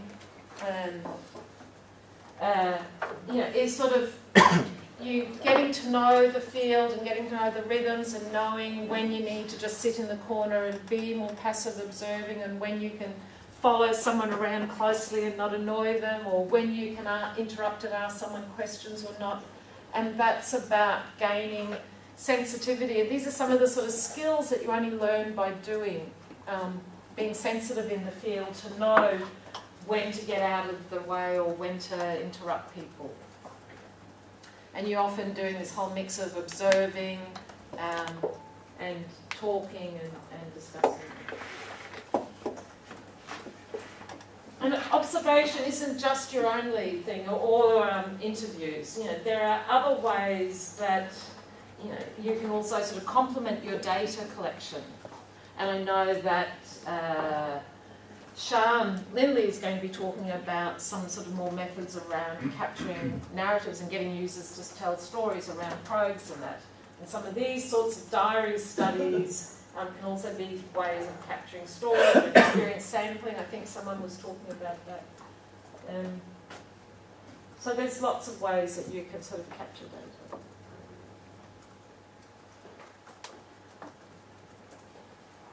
I would say that your best ethnographic tools are just your natural curiosity. I love watching people, and I think just, I remember I was in a very traditional computer science department in University of Queensland in Australia, and no one had ever heard about anything like ethnography, or let alone or even HCI. And I'd come across the CSCW literature, and I knew I wanted to do a study, and I emailed John Hughes, who I'd met at a conference, and said I wanted to do something, but I didn't have any training, and could I do it? Because I just felt like I couldn't do it. I couldn't do anything. And he wrote back and said, if I kept my mouth shut and my eyes and ears open, I could do it. I'd learn something, I'd see something. And I thought that was really good advice. I didn't have to do anything other than just be in the field and really attend. And it's that really active watching and listening, and making the notes of everything. And the skill of asking questions, both of your data and of your participants, in good ways.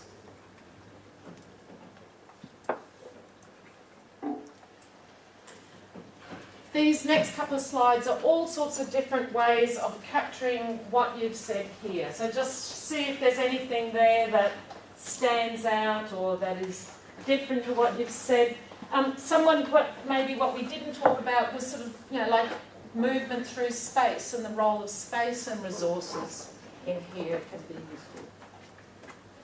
These are some other ways that a couple of other people talk about, what you're attending to. So Laughlin will often have this sort of question format, and they often take these as sort of a template. And you could use that as a template if you found that useful and fill it in while you're in the field. It can be a tool to think with.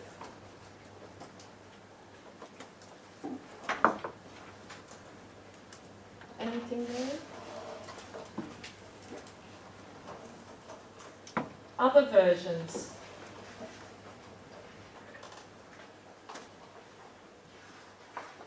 I think this is the thing about the sort of the patterns and exceptions that can be useful to pay more attention to. Trying to understand what background skills, knowledge people bring. How they problem solve. But attending isn't always as straightforward, and again we should just be aware of our attentional abilities. Have a look at this. Count how many times the players wearing white pass the ball.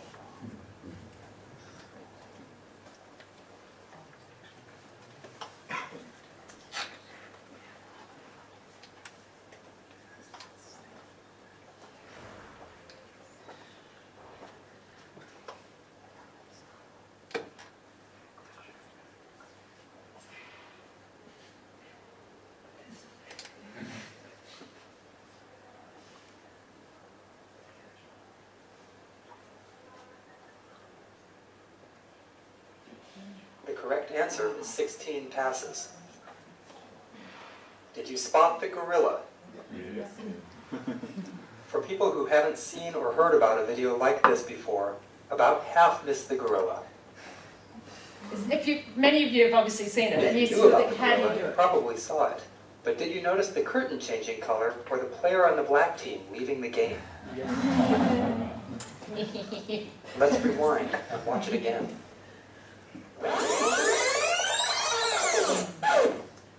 Here comes the gorilla, and there goes a player, and the curtain is changing from red to gold.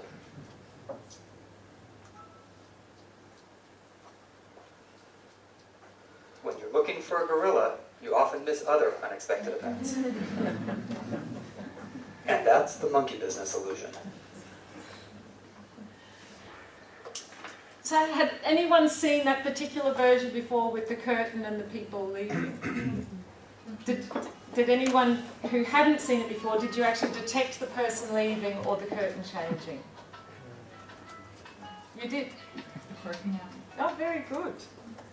I think it just makes you aware that even when we think we're observing, we can direct our attention in particular ways and miss certain things. And that's why it's important to sort of somehow become immersed in the field and to really be always asking yourself questions so that you can try and continually see in fresh ways. What's interesting is that, like even people who are experts sort of, can exhibit these sorts of attentional sort of issues. So again, it's just raising awareness of we cannot be that separated or invisible or non-influential in our field. We're very much a part of it in what we're seeing.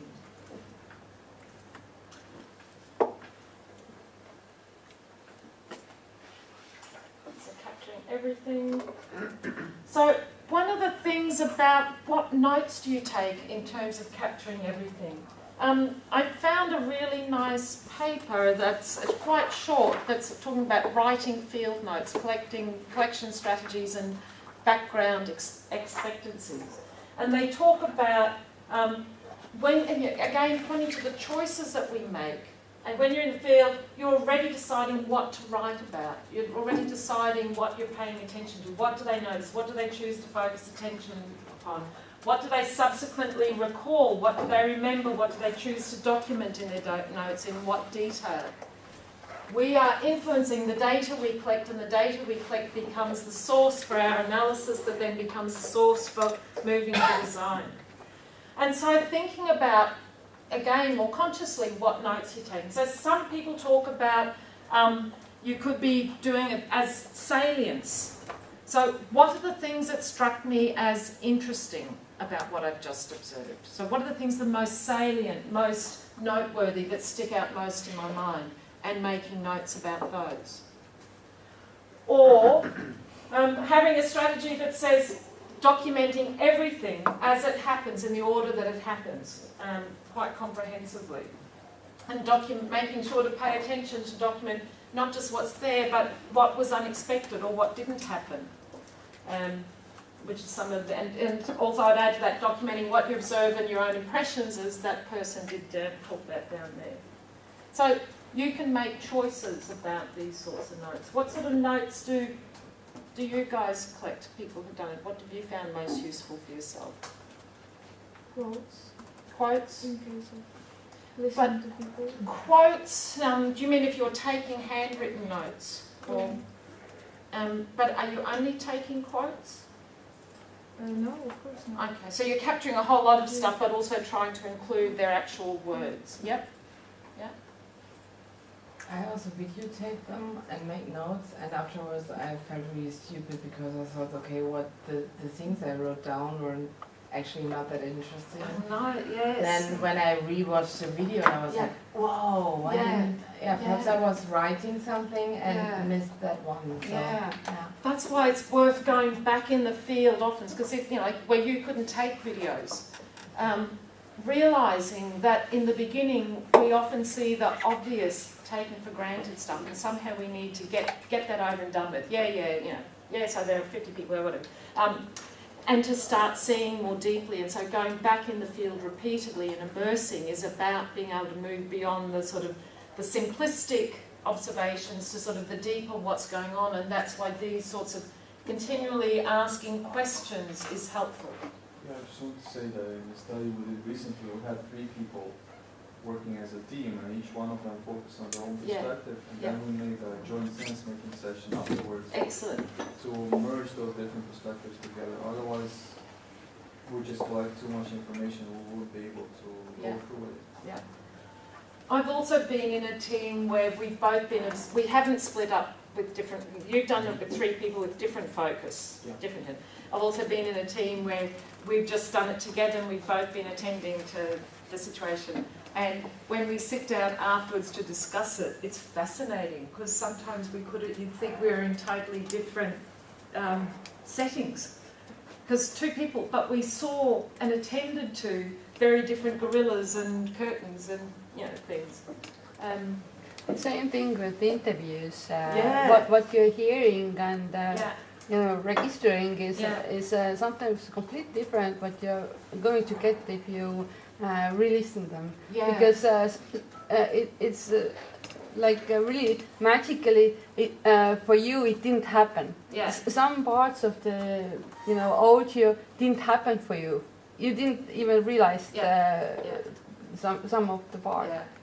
So I would always, I think pen and paper are your basic best friend. Because there's something about noting that makes you attend in a different way than just sitting there letting the video capture everything. But having your audio tape and your videotape to go back to afterwards can be really important if you're allowed to do it, but sometimes you're not and you have to deal with what data you've got. So all of the usual data capture techniques. I think LiveScribe is really good thing. This pen with recording device. I mean, it keeps you from listening audio from start till the end, so you can actually, understand some parts much faster than listening all the audio. So LiveScribe is an electronic pen with special marked paper. It uses ink, so it's just like using a normal pen. It's maybe a little bit thicker. You press your pen, you turn your pen on, you press a little button that says record, and then as you take your written scrappy notes, and I'll show you some of mine in a tick, it's also audio recording for discussion. So it's not good in a big messy room or a focus group, but for a one-on-one it's very good. And when you go back to look at your notes, or you're sitting down and filling in your notes as you talked about doing afterwards, sometimes when you want to fill in, you're relying on your memory, as that previous quote said. But here you can put your pen, again you just press another little icon that says play, and then you put your pen on that bit of the note you made on the page, and it starts playing the audio from around that point. And so you can actually fill in your notes literally from the audio. It's brilliant. And you're not spending half an hour going forward and back. If I don't have LiveScribe, I talk about practical tips. As I'm taking, I'll come to this in a tick. So we've got pen, papers, camera, audio tape, videotape, advantage, disadvantages of each. I don't think that if you have audio or video that you have to transcribe. I think your choice about whether you fully transcribe your audio or your video is up to you, and it depends on your research question and how much detail you need to go into and what you want to do with your data. But I would still collect that data anyway as a backup, because even if you don't intend fully transcribing, being able to flesh out your notes or just being able to listen to it again and get those deeper insights is so worth it. And you kick yourself if you don't have it. Did you ever? Also collecting any examples of artefacts, notes, papers, documents, forms that people are filling out. That's useful. So that example from the medication sheet. I just was able to get a photocopy of some of those patient forms, and I just had to make sure that in front of the nurses, I whited out the identifying information of the patient names. But that was really useful to have all those forms going back to. I didn't know I was going to do much with the notebook that the physiotherapist had in their pocket and stuff like that, but when I put all these artefacts together, I could see, again, going back to the data, I could see the different roles that these papers played. So collecting this sort of stuff, even, sometimes it's a fishing trip. You don't really know what's going to be that interesting. There are lots of different notes. You can just take your written notes, you can scribble. If you're looking at actions, connections, you might draw diagrams, you might draw a picture of the space and have people move around, all sorts of things. One of the things that I think is really useful, especially if you don't have a LiveScribe and you're audio taping, is to timestamp your notes. So periodically just say, 11, 20 past 11. Because when you do want to go back and listen to your audio or your tape, it just makes it a little bit quicker, not as quick as LiveScribe obviously, but it makes it a bit easier to go back to find that point. I also have found, and this is personal experience, I don't know what others have found, I used to have sort of a notebook that would be like this, sort of big wooden clipboard type sort of setup, but I actually have now made a deliberate choice over the years to use a much smaller notebook around this sort of size, because it's just less, I'm not invisible, but I'm just a little bit less obvious, less intrusive. I look less like the sort of, Tommy sort of thing. And it's just a bit easier to sort of do it more subtly. So I prefer a smaller notebook. I feel better with it. I mean, you brought up these points very nicely. These are some examples of my messy notes. This was some work I did in a government strategy department. I was there for 2 weeks. So I'm clearly not going to transcribe everything. I didn't record all the time. I only audio recorded when I was actually having the more sort of focused discussion with people, but in between I was just sitting around, sitting in people's offices, hanging out. So I had these sorts of scrappy notes. I like leaving lots of white space in my notes for being able to fill in. So I try not to sort of crowd my notes too much. That's a personal choice. When I go back afterwards and reread it, I try to fill in some of those notes. I sort of underline things that I think are important. I start writing notes. I always leave the other side of the page free. These are my practical tips, and if you have others to contribute that you find useful. So I start to write, this is an example of interruption to work here, or I can't read my own writing, which is often what happens as well, which is why audio is good. But I start writing notes at the side about what I think is interesting. They're not settled codes yet or anything, but I'm starting the coding process. It's starting to think about what's going on here, why is it interesting? I might have different coloured pens for my impression, I might have different coloured pen for questions that come up about it. I might make sketches, I made sort of sketches of things, of what, some of the ways that they use space. And then as I started to sort of actually think that, I don't know, interruption to work was actually an interesting thing that I was seeing a lot of, I might then create, I had another notebook, and these are all little tabs that I stuck on. These were all different sort of little codes that I started to pull out. I'd have another notebook and I'd say, in book number 1 on page 17, there's this example of this, and I just make a quick note about it.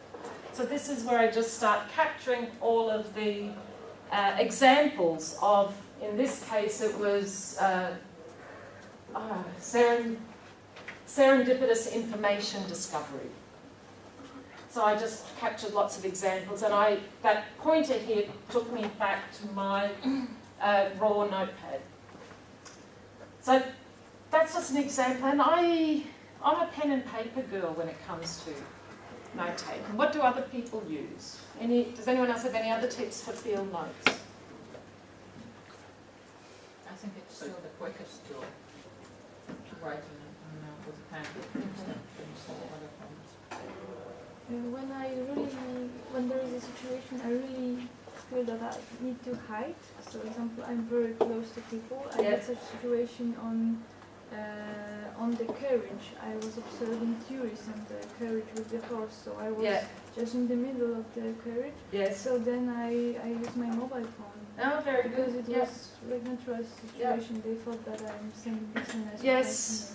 So this sort of, not so much being invisible, but being less intrusive, so making choices. So my choice about the small notebook was to be less intrusive, choice of using the mobile phone for capturing notes. Yep.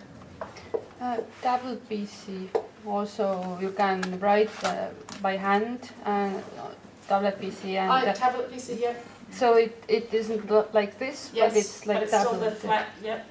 It's actually, from the psychological perspective, I think it's like 20 to 30% better information recall when you do handwritten notes. Exactly, yes. There was just a study that came out a couple of weeks ago about students and learning as well, and they had better recall of handwritten notes. I think you start processing, because this isn't something where you collect all your data and keep piling up the stack and then go, oh my God, I'm drowning in data. You start drowning, immersing. So it's not drowning, it's immersing in a sort of a nice. Drowning is panic. Immersing is sort of, in the middle of it in a nice way. You start immersing yourself and engaging with your data, and that note-taking can be a really important part. Yes, supposedly one of the main reasons for that is because actually you can write quicker on a keyboard if you're trained at it. So when you're handwriting, you have to think a bit about what you're going to write down, so you already process information, and there you just try to write everything down, but that kind of doesn't work out usually in the end. But what about then? Does it apply when I'm writing an iPad? You mean handwriting? Yeah, handwriting. I think that's pretty much the same, but I think with tablets and stuff like that, it's problematic because you have many more distractions than just pen and paper. But in general, it should be exactly the same. I haven't seen any studies that have explicitly compared. Yeah, exactly. But I think it's understanding the principle of if you can engage techniques that engage you with your data early from the beginning is good. And the other. It depends where you are doing it, because in some cultural areas it's not a good idea to have anything electronically with you, because it's kind of might be dangerous. Yeah, you could get attacked. But you make choices, and this is part of your ethics process at the beginning. It's not just the consent form and protection of the participant, but it's also thinking about your own safety and some of these sorts of choices. This is an example of an audio tape of an interview that's being transcribed. There are no hard and fast rules about transcriptions. If you're doing something where you're much more concerned with the details of language, you might use some of the conversation analysis techniques of annotating all the ums and ahs and all sorts of things. Here we've just literally done timestamps and sort of who said what and filled in as much as we could. Again, in taking the principle of engaging with your data, I think there's huge value in transcribing your own data, if you can, because in having to listen to it, go back and listen to it again and type up, you're again starting to do this really nice deep immersion in your data. If you don't have time, or you have a lot of data and you get it transcribed by someone else that you pay to do it, that's fine, because we all have to make trade-offs. But I would then make sure I spent time, and this is part of your rigorous process for checking your analytical process and being able to say that, from a methodological point of view, that it was a sound methodology. I would go back and listen to the audio with the transcript, because often the people who are doing the transcription mishear or don't understand some of the language, and just making sure it's complete. There are other tools you can get. So if you have a very structured sort of interview, you can do things where you can fill in as you go down. They're not always sort of good, bad. They can be open boxes that you just type in. So there are some tools like TAPAD that some people like again if it's more structured. The animated interview schedule, and it's also audio recorded at the same time, so you might want to look at that if it's useful. And that's what the live scribe looks like. I love it. Except don't do what I did 2 weeks ago. I had an interview with some people. I'm very good at giving my students examples of what not to do. Do what I say, not what I do. Because I did an interview in London, and I made sure I got the very good quality audio, multi-directional audio tool that we've got, because we had one group with a bit of a focus group sort of set up. And I was also doing another one-on-one interview. And I did not make sure my pen was charged. Yeah. So it died halfway through. But luckily it worked for the time that I thought I had the other audio, because I always have a backup recording, thankfully. So I thought I had both the pen going and this other very high quality audio recorder going. And then 20 minutes in, I remembered that our technician told me, don't forget that you have to press the record button twice, because if it's flashing, it isn't actually recording. So luckily, this had worked, the live scribe had worked for the time that the audio tool wasn't working, and by the time this battery died, I'd actually realised this and started that recording, so it was okay in the end. But I did all the ththings that I would say to my students, no. With live scribe, often you don't understand that it doesn't record, because the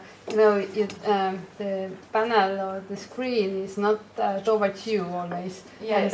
And then it doesn't record, but it writes. So basically, everything seems to be okay, but you might notice it much later that it didn't really record. So there are lots of other tools, a growing number online, lots of mobile apps that can help you capture data, or that your participants can help you capture data with as well. Lots of different dictation tools. So anything else about sort of note-taking? Capturing the data? No, maybe one question about that live scribe. Yeah. It only records when you write, right?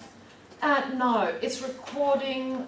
I have actually, it's recording as long as it's sort of vaguely within the area of the, we actually meant to do an experiment with this, because we think that there was one time, someone else did an interview, we think there was one time when she sort of went over to the other side of the room and did some stuff with the pen in the hand and then came back, and there was a bit of a break. Okay. But I don't know, but it is sort of recording the whole time. It's not just when you pens on the paper.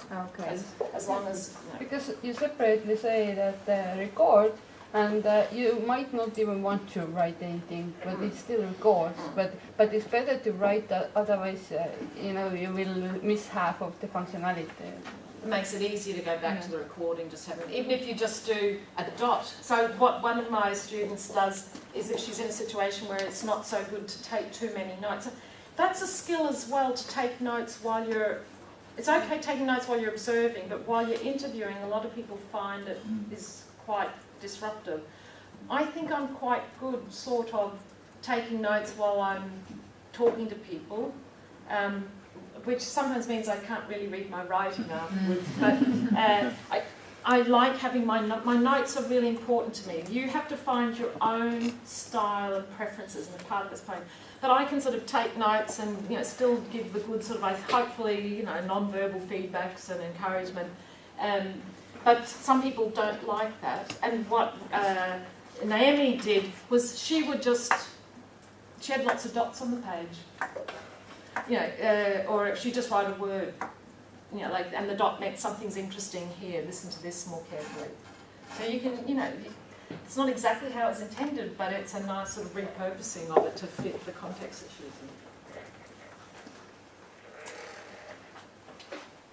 in. And I think in terms of the mixed methods as well, I was going to say that, often you bring whole lots of data that you're collecting, and this is a case study, you can read it in the paper. But we use observations, interviews, videos, but we also had system logs and we had a survey and things, and we could bring a whole lot of data, both quantitative sort of story of what people did and look at it over time, which was really interesting. We could look at some of the questionnaire comments and things that they said, and we could also do the analysis of our observations to draw out themes and help bring all that data together to tell rich stories. So, there are lots of ways of doing that. We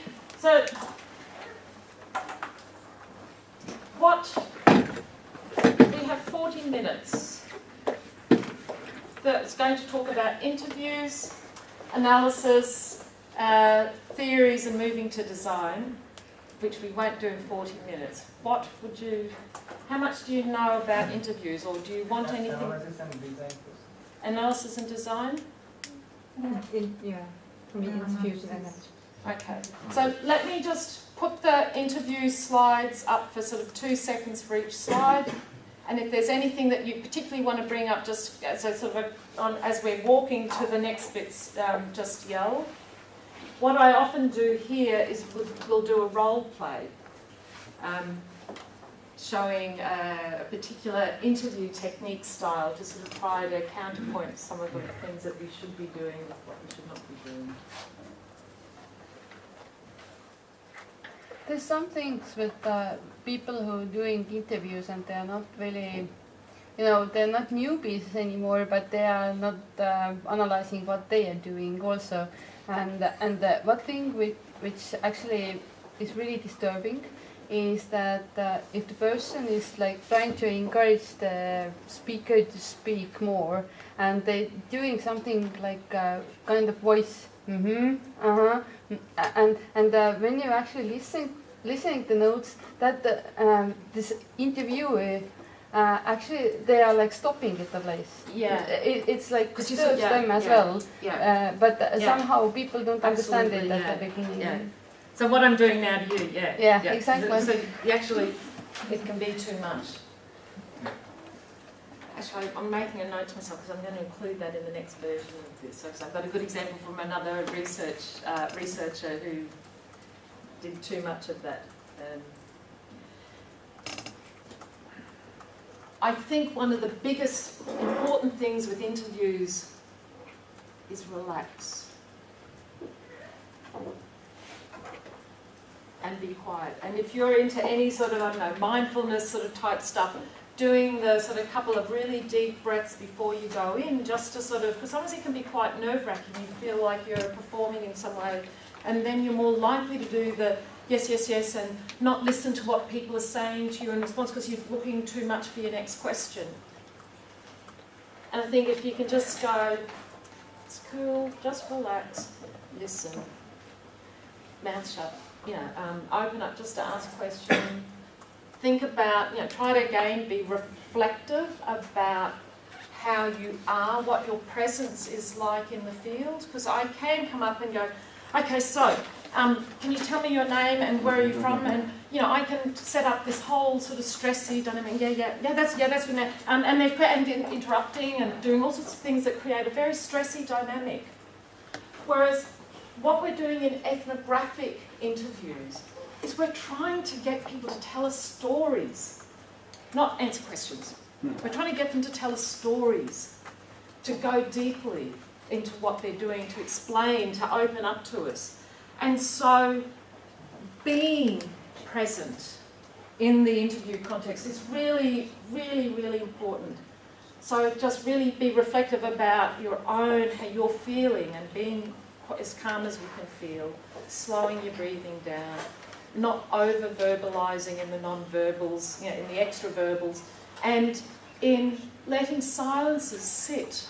It's amazing what comes up after, you know, people have said something, and you just sort of, you can just sort of sit there and just let the silence sit for a bit. Don't feel like you have to rush in. And people will start talking again. Or your favourite friend question, the best ever question you can ever ask is, tell me more about that. Because just in the same way that you talked about observing and seeing the obvious stuff, people will tell you the obvious stuff. And when you sort of say, tell me more about that, or something similar in the most open way that you can, it is again really surprising what extra comes out. And then you can sort of dig a bit deeper with your questions.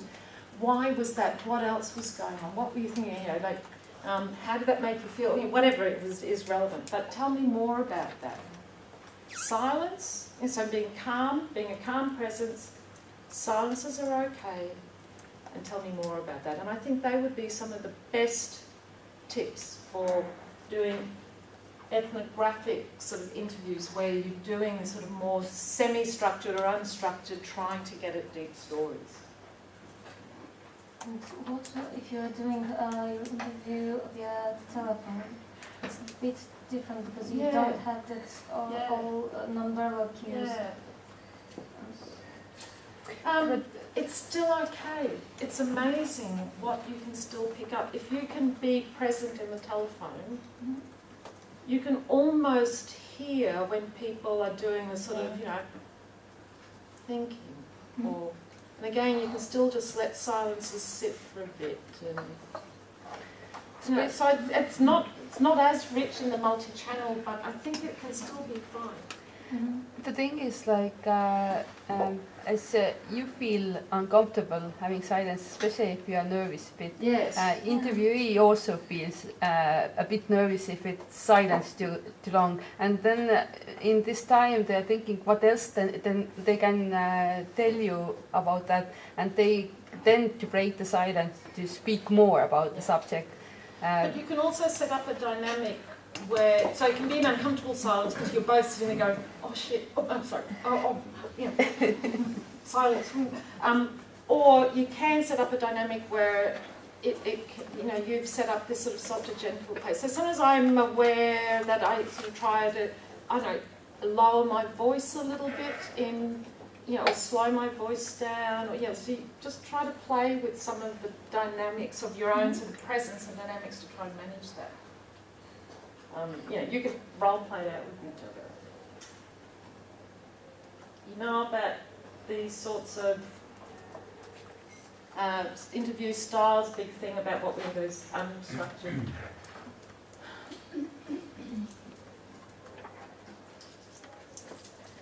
That unstructured doesn't mean you haven't thought about what you want to ask, but I always talk about it as a back pocket interview guide, not something that I sit there going, because it sets up a dynamic of question, answer, not conversation. So I really do deep thinking about what's, you know, I want to first talk to them about their general background stuff. I then want to find out about their role in the company. I then want to find out about their experiences with this particular tool. So I have big category moves that I know I want to make, and I've done some thinking about example questions that I might ask them, but it sits in my back pocket, sometimes literally. periodically I might say, that's great, I just want to move on and ask about some of the tools that you use, but before that, can I just check to see if there's anything else I wanted to ask here? No, let's go, and move on. So, still, this is the big thing.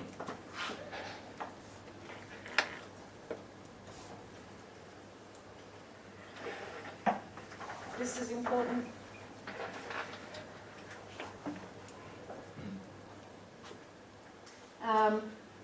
Friendly banter at the beginning as they come in. Nice, it's really hot here. How do you handle it? Just nice banter. We won't do it. And then there are some slides here with some hints about particular questions. Some of these are very, very good and worth looking at and thinking about. Notice they're very open-ended. They're not value-laden. They're not steering to a particular answer. The other sort of tip I would just give is ask general. Sometimes you ask sort of, what's your day like? But if you say, what has today been like? And get people to tell you something specific and grounded, you get often much more data. And then you can say, and how typical is today compared to your other days? And then you can start to explore, and that's often a better technique. So there are all of these sorts of different questions. So, but are there any sort of just interview things before we move on to this? I have one practical question. What about difficult interviews? It's good when you can choose your interviewee, but I had few situations when the recruitment company recruited, they couldn't even predict who is going to come. And I had a drunk person. I had also a woman, I don't know if it was accident or something wrong, she had like a bruise on her face and she wanted to hide it, but it was she was like hiding, but we were very close and I didn't know actually if I should talk about that with her or just to behaving the way I don't see it. So what about such issues?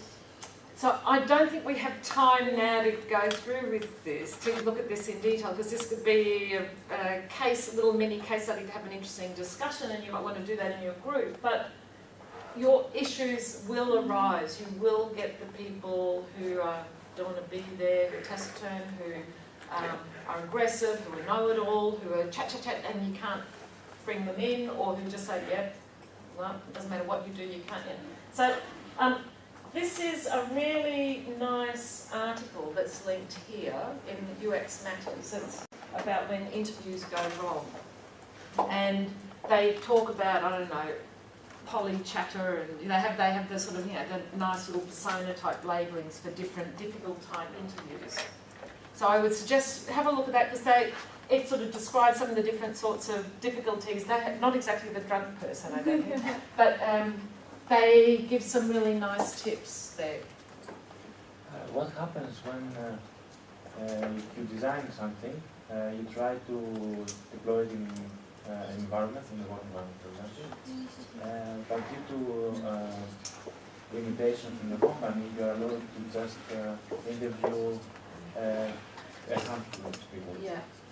So what's your issue there, that you're not getting them? All of them, yes. Right. I'm not, mostly because the company says that it's personnel cost money, so 1 hour interviews for each personnel is a lot of money. So they didn't allow me to interview all of them. What should I do in this situation? So again, this could be a long discussion. It's something I'd normally open up for discussion in the group, and again, you can discuss this over lunch. As a quick response, just to, I would suggest you have to really respect your customer, your client.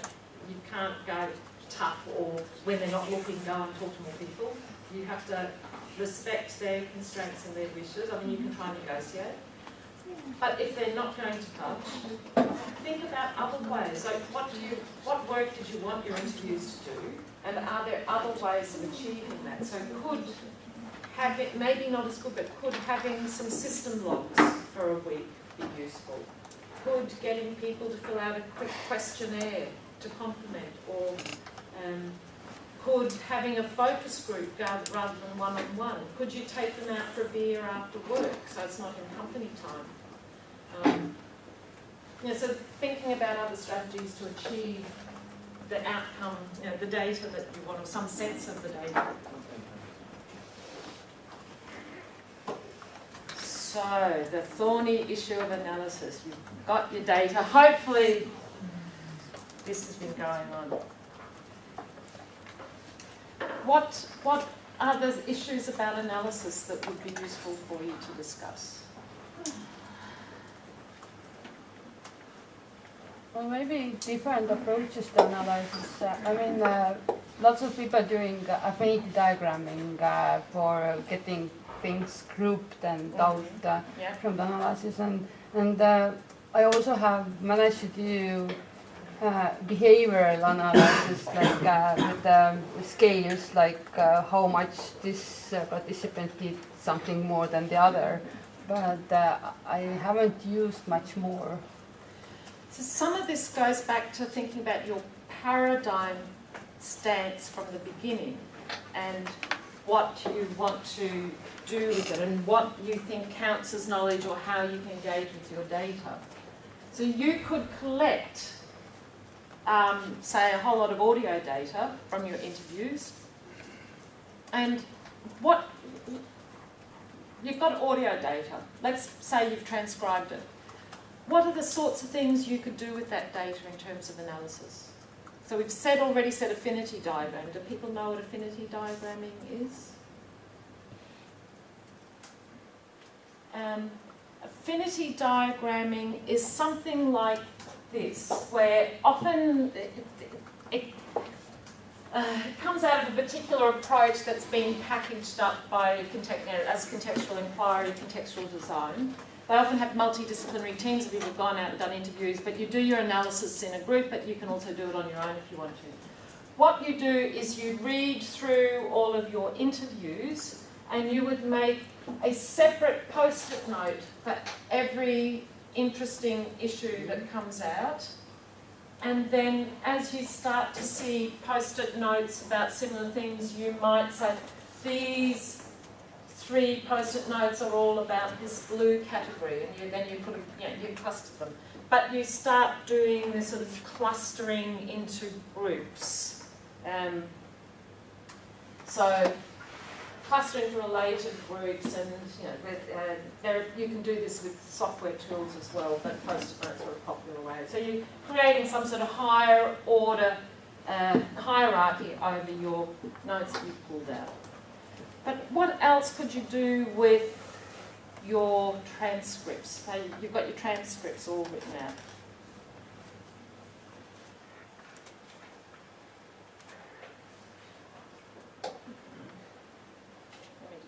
You've got your transcripts all written out. What else could you do?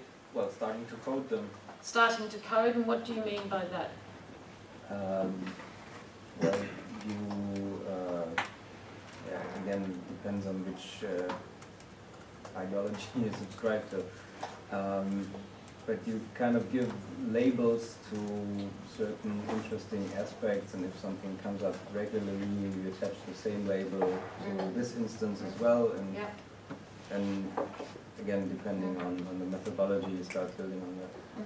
So that sort of coding is a similar sort of process of what we saw in affinity mapping in its principle, in that you usually go through line by line and you sort of say, what's going on here, what's this about, or you might have a little cluster of lines and you start putting little labels beside it. It could be handwritten labels, you could be using a software tool and use, put the labels, type the labels in the software tool.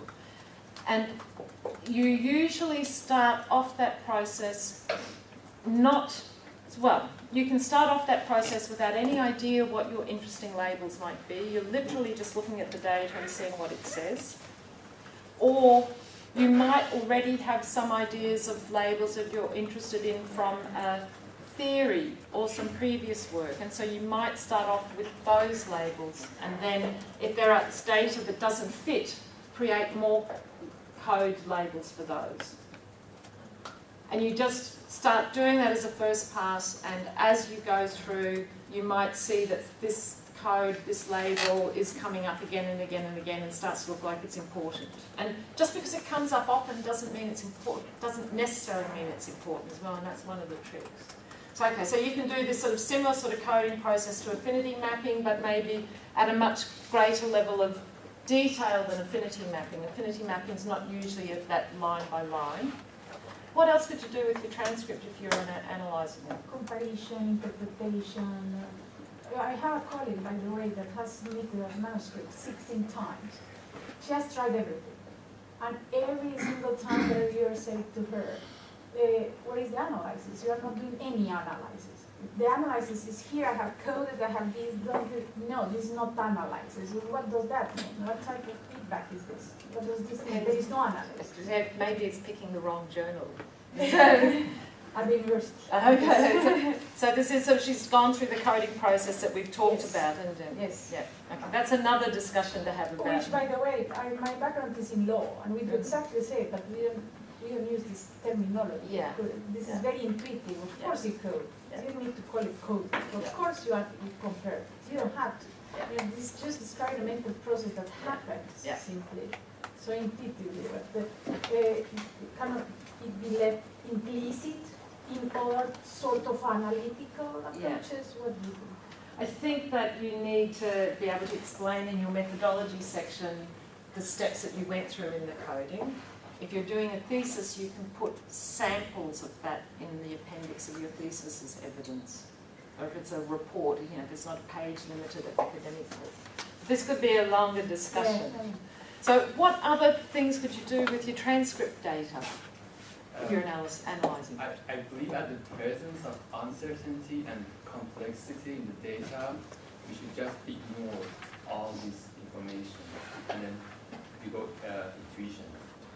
So you don't do line by line coding, you take it as a whole thing and you go, oh, this person sounds really angry, or I get, you know, this interview is telling me that this work, so you're doing this sort of much more macro level response reaction to it. You could do that. I think you might have harder time publishing that than, you'd have to think about how you'd solve that, but you can do that. You can do that, and if you're doing observations over a long period of time, sometimes that's a level of data that you might not be able to do line by line of 6,000 lines of interview transcripts, but you can do bigger overall impressions or patterns at different levels of. So this is saying you can engage with your data at different levels of granularity. What would be another sort of opposite end of the granularity spectrum in analysing your transcript, for example? I should transcripts with other people, with other practitioners. So different people analysing the same, so you can do different people reading the same transcript, coding, and then you can compare. And there are some traditions that would fall more within a post-positive paradigm that would want to see things like that, and they often call that inter-rater reliability, and because you often do the sort of multiple people coding the same interview transcript, and then you have to perform some complex, I don't know it or do it, but some complex kappa blah blah statistical analysis to say Krippendorf's alpha. Yeah, blah. Yeah. So there's a, but for some disciplines and within some paradigms, this is really important to say that, you and I both coded the same data and we agreed at 90% of the time or 87% of the time. You can also do things like frequency count. How often is the word cut mentioned?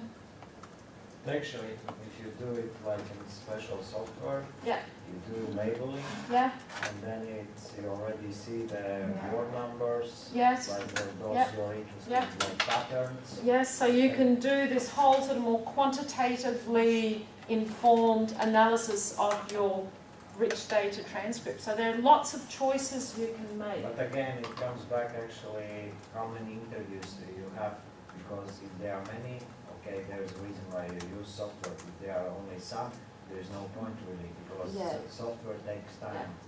But it's really being clear about what is the research question I want to ask of my data, and what do I want to do with the outputs of this analysis.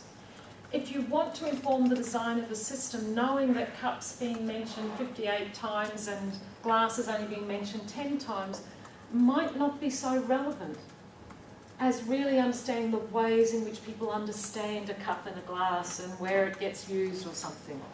You know, so it depends what questions you want to ask, and that's the really important part of the analysis. Don't forget what is your focus. You know, what's the question you want to ask? What work do you want your data to do, and for whom, and how do you want to do it? So basically, if you do analysis, for example, understand people whom you are going to design some kind of application, then might be a good idea to understand how different kind of people are acting and what is the similar in different people's actions, and you can do personas from it. And, and so I think that's moving to design of the analysis. Yep. Regarding this inter-rater or intercoder reliability, there's also something like intra-coder. So I do the same coding a few weeks later. Yes. And I was wondering when the purpose of the study is more explorative and more really getting an idea, and then use this to have another study or something. Yes. Is it really necessary to have this kind of because I have this issue, like working in Germany, and my supervisors are in Swedish or KVH, so they can't really have this double coding thing. They don't, or they do? They don't, because my material is in German, so I struggle. I struggle. I don't do that. I recognise that it's important for some people, and they're particularly, read that Goober and Lincoln paper if you haven't, about the paradigms. Because it makes you feel much more confident to say, I recognise that people who subscribe to this paradigm, it's important to have that sort of analysis. I am working within a constructivist tradition. And in this tradition, there are other ways of accounting for the data. And some of these papers can give you some of the language that you can use and give you the references. You know, sometimes being able to say to a reviewer or in a rebuttal, yes, I recognise that inter-rater reliability can be important, but within the constructivist condition, paradigm, reference blah blah blah, something else is okay. And it should turn it into a different debate. I choose not to do that because that's not my paradigmatic stance. But if you are wanting to publish in those traditions where it is important, you need to play the game. So it's thinking about that. One of the very popular techniques for analysis that people have talked about for years has been very influential with ethnographically informed data.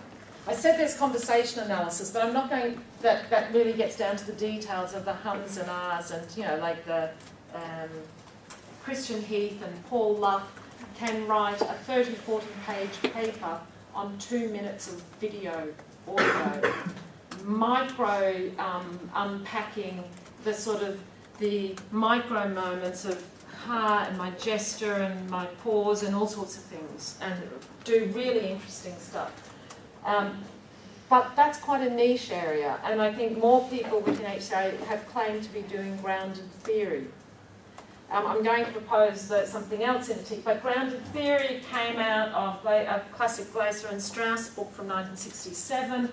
It's pretty much similar to the affinity mapping and the sort of hierarchical coding that we talked about, but they have a very particular way of talking about it. It's very much an inductive approach, and it's called grounded theory because it's not a theory in itself, but it's saying that the purpose of your analysis is to develop some sort of theory about the phenomenon that you've been studying, and that theory is grounded back in the data that you collected, and that's why it's inductive. They have language that talks about the constant comparison of data, codes, and memos. So the codes are sort of like you're identifying the moments, like we've all talked about, and going through your lines of data and saying, this seems to be about blah. Memos are these sorts of notes that you write beside it. What's going on here? Why are people doing that? What else could be going on? It seems to me that gender becomes a really important part of making notes to stuff. So you're starting to sort of do this response to your own data, either in terms of questions or sort of thoughts. And this whole sort of theory see that emerges from the data, but theory is developed, would be a better language, from the data as a collection of explanations. And they have this very particular structured approach of you do open coding first, which is when you first go through your data and do all of your notes at the side of what the codes might be. And then you might do that a couple of times and go through it. And then you step back and you say, actually, this code and this code seem to be about similar things. So you start making some of those, sort of, in the affinity diagram picture, it'd be like putting in some of those different coloured post-it notes saying, that's what's going on. So you're starting to get some of that relationship between the different codes. Because you're trying to tell a coherent story about data. Then there's something that says, actually, out of these 50 axial codes connecting the sort of 200 codes that I had to start with, it seems like these 10 are the really key ones for explaining what's going on here.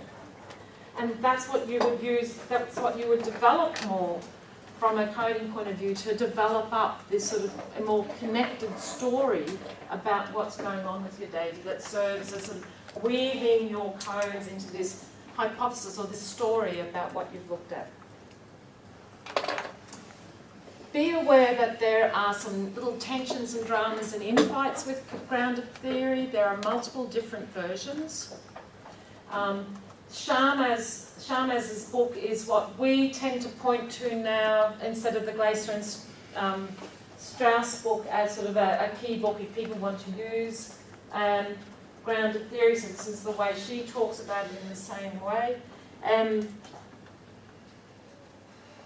In the beginning, I don't know, maybe 20 years ago, you could write a paper and just say, we did interviews and observations and the data was analysed using grounded theory, and then you just move on and tell the story. Then reviewers started to get cranky and say, but what were your open codes and what were your axial codes? Because lots of people were just saying they did grounded theory when they didn't do it at all. They just did a coding process, but they didn't do that very structured stepping through. So be aware, if you are saying you do grounded theory, then do it. Be faithful to it, or at least your interpretation of it in that more structured way.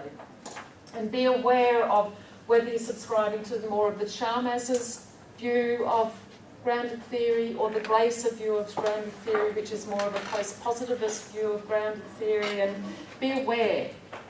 Make your choices.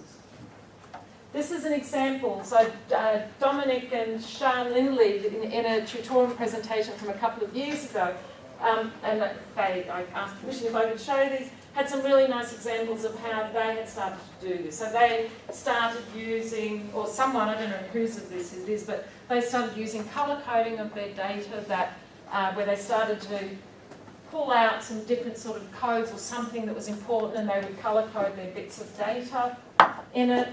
And this is an example of memos that they wrote. So they've got their content, but then the memos are saying, what is this work? What are the requirements? What do they mean by slum and airport lounge? Who comes to talk to them? Happened at 3:45, well, what's their normal working schedule? So this is when you're going through your data and collecting it, you're starting to ask these questions. So all of that process back there of the open, axial, selected coding or whatever, should always be done in parallel with these sorts of memos, where you're continually engaging with your data and refining it. And you might need to go back in the field and do more field work to help answer that question.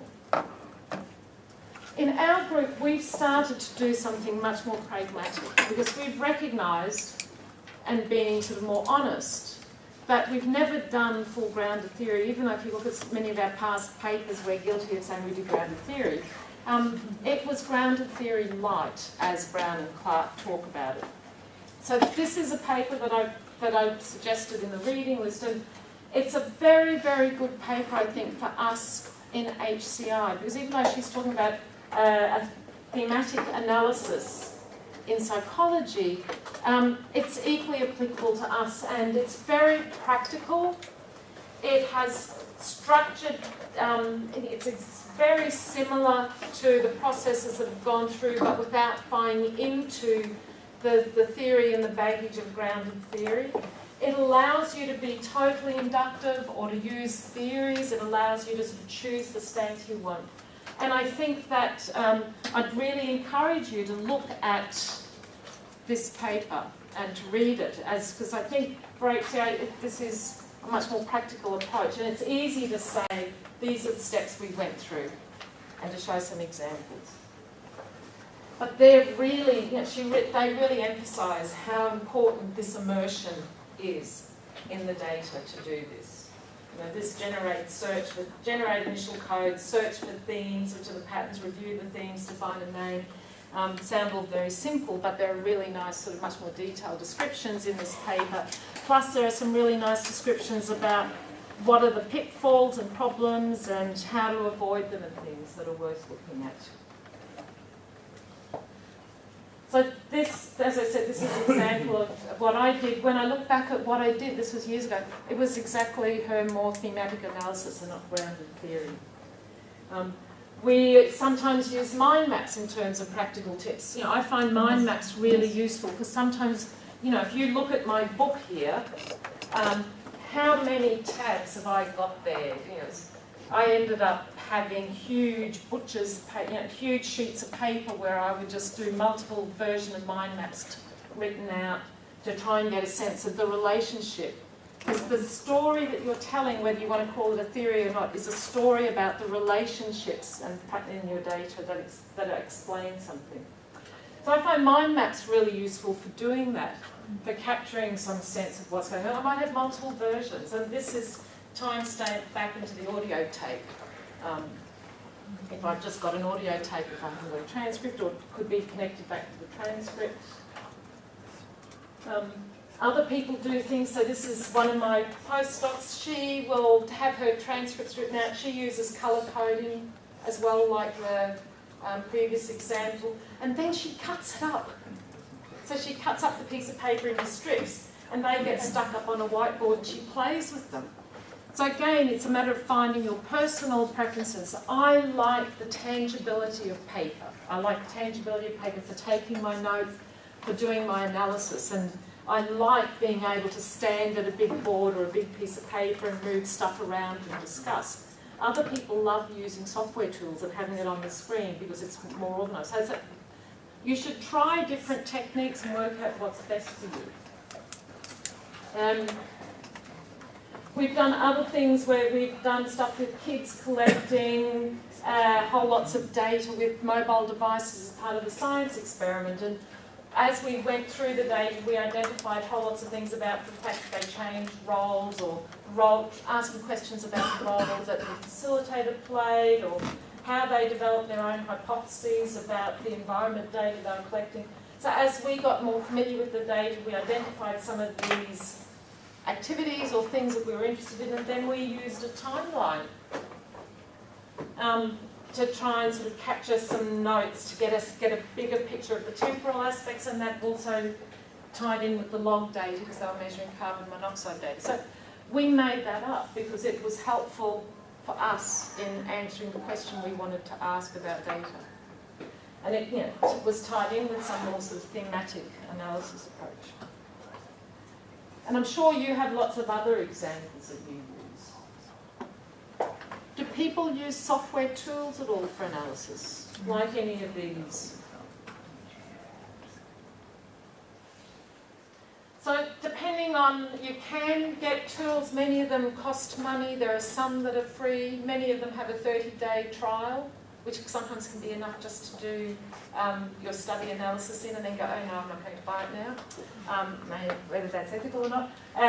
You need to decide what sort of data you want to use. Some of them just use textual data from interviews, some of them can handle text data as well as video data and other multimedia data, so you need to know about that. This is sort of something that's more recent, where the data actually lives up in the cloud somewhere. Many people have sort of said they really like Deduce. People will have their own love-hate relationship with different tools if they use them. There are mixed opinions about the value of them. Some of them require you to have your codes all set up at the beginning before you can start coding with the tool. Others allow you to develop the codes more inductively, but it can be tricky. And one of the complaints that Dave Randall and Mark Rounsfield have, who come from an ethno-methodology tradition in the UK, they are really anti-tools because they think that they remove, talking about the engagement of the researcher and the analysis, they think that it actually makes it a much more of a mechanical task, and it removes the researcher from very deeply engaging with their material, and that often the work of analysis becomes constrained by what the software does. Other people love it. I've got a PhD student who loves, what did I think she used? Transana. Well, she didn't actually love Transana because it played up sometimes, but she loved it enough that she found it really helpful for her work. So again, work out what you, as a researcher, want to do for the sorts of the questions that you do want to ask. These are just some examples. So that's Transana, that allows video, voice data, transcript, codes. One advantage of these tools is you can say, give me all the snippets of data that are coded in a particular way. So like what Ursula was doing with her cut-out bits of transcript stuck on the whiteboard, you can do more easily in tools. It's Atlas. Oh, going the wrong way. And this year LSTI also released this summer a Mac version, and Max QDA also has now a Mac version. Yeah, so that's the other thing, the Mac and PC version, Windows version, because some of them have. This is one made at Nottingham University to address the fact that they wanted to use biodata like heart rate and sensors as well as video data. I still think it's so amazing. I think I tried most of them. Yes. But all the UIs are horrible. Yes. They're all overly complex and not very logical, and even the ones which I know have guys from HDI in the development team. Yeah. I know. I personally don't like them because I think I faff with the tool more than working with my data, and I just prefer something more simple like a mind map after I've done it, just to help me see different. But this is, as I said, other people in my group love their analysis tools. So it's a matter of working it. There are some very good resources online that do sort of comparisons and have some sort of structured comparison about short description of each and what are the advantages and disadvantages of each. So we're at 12, and we didn't get to role of theories or moving to design. Which one? This is very important. Role of theories?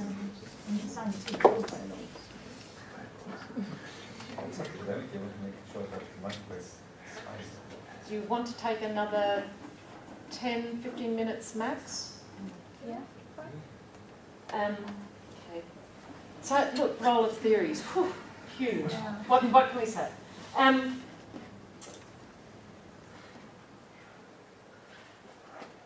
It depends what you want to do with your data and how you want to explain it. What are your big questions about theories and the role of theories? Does anyone use any particular theories? You were talking about using activity theory, Hannah-Lisa, and a little bit. Critical theories. Which one? Critical theories. Critical theories? Like Fox from Austria and the such. And what work does critical theories do for you in your analysis? It's a little bit more revolutionary than the common. So we are being too extreme. That's what I try to show things as they should be, and the potential for change. So you use the theories to help make particular sorts of arguments. Exactly, for argumentation, basically, yes.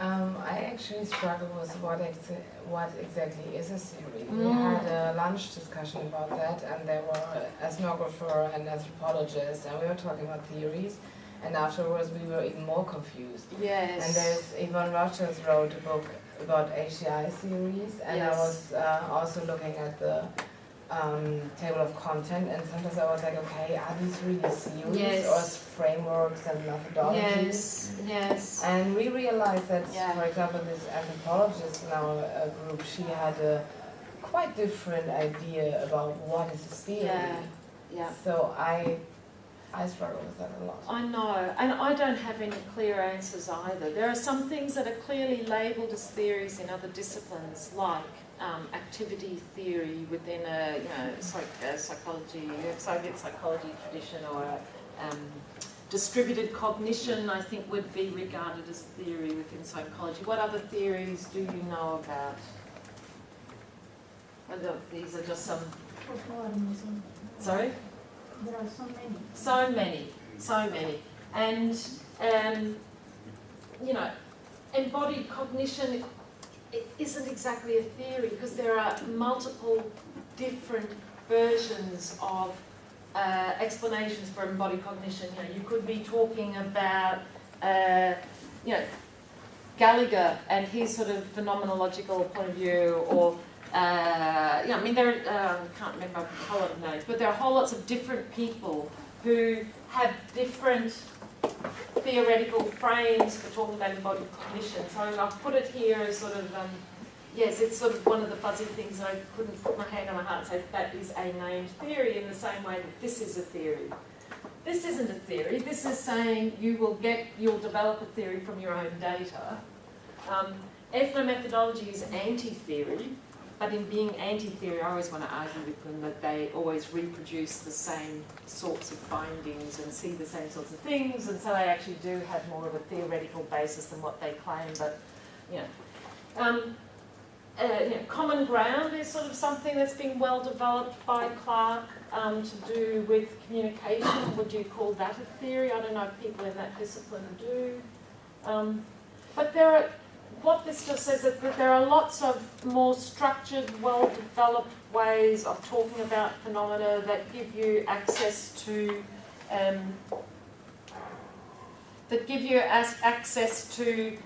concepts and principles and ways of talking about a particular phenomena. And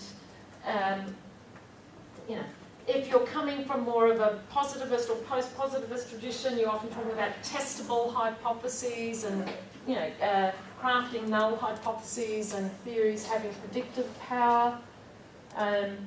If you're coming from more of a constructivist paradigm, you know, theories probably have more of an explanatory power. And I think that Christine Halverson had a nice paper in the CCW journal in 2002. But she was talking in particular about CCW, but what does CCW look to theories to provide? And she talks about descriptive power. Do they help us describe the world? And, or do they help us name important things in ways that other people understand and share and the same meaning of? Do they help us make inferences? Or draw insights or make predictions about two things? Do they help us think about how to translate or guide into systems design? And so I think you can think about the theories that you might know of or that you might use, and you might think critically about what are you actually wanting your theory to do, and does it do any of these, all of these, some of these. An example of something here that didn't work for us here was we were doing some work with stroke patients. We were wanting to design a system that they could use at home to support boring upper limb rehabilitation exercises. There's a lot of work in psychology with motivation and behaviour change theories, like what is it? I'm losing my. Who's the psychologist? Trans-theoretical model of change and various other sort of change theory, motivational behavioural change theory. So the trans-theoretical model talks about different stages that people get to in preparedness to change and willingness to change, etc. And they were all well and good, but they didn't help us at all in the details of design for a motivation, for a system to encourage people to do boring exercises at home. It gave us a broad framework for understanding that, you know, people had to be willing to use our system before they got to it, but it didn't help us decide how to give feedback to them whether they wanted a social comparison or some other thing. And there are different theories have different values. And I think as HCI people, we're much more pragmatic in selecting our theories. And as we're moving more, so in the Windows time, we drew a lot on psychology theories to help explain perception, attention, memory, etc. As we moved into distributed systems, we drew on more social science, sociology theories to explain collaboration, social interaction. As we move into UbiComp and tangible technologies, we're starting to move look much more to phenomenology, embodied cognition and other sorts of theories. And as we move into lots of really interesting application domains, we're drawing on theories specific to the application domain. So, if you're doing learning systems, you'd be looking at learning theories, for example. And I think of theories as helping you view the world in particular ways and maybe make arguments. One way that we did use theories in our stroke study was when we were doing probes, where we used the theories to draw out, we did a review of a whole lot of theories, draw out relevant concepts, and we could map that through to the sorts of probes that we did. So we did sort of theoretically informed probes to try and get at motivation. I think the big thing is theories aren't, they approach a set of ideas, a framework that specifies a set of questions that help, that you can examine in specific ways, and that maps onto those sort of paradigm concepts that we talked about at the beginning.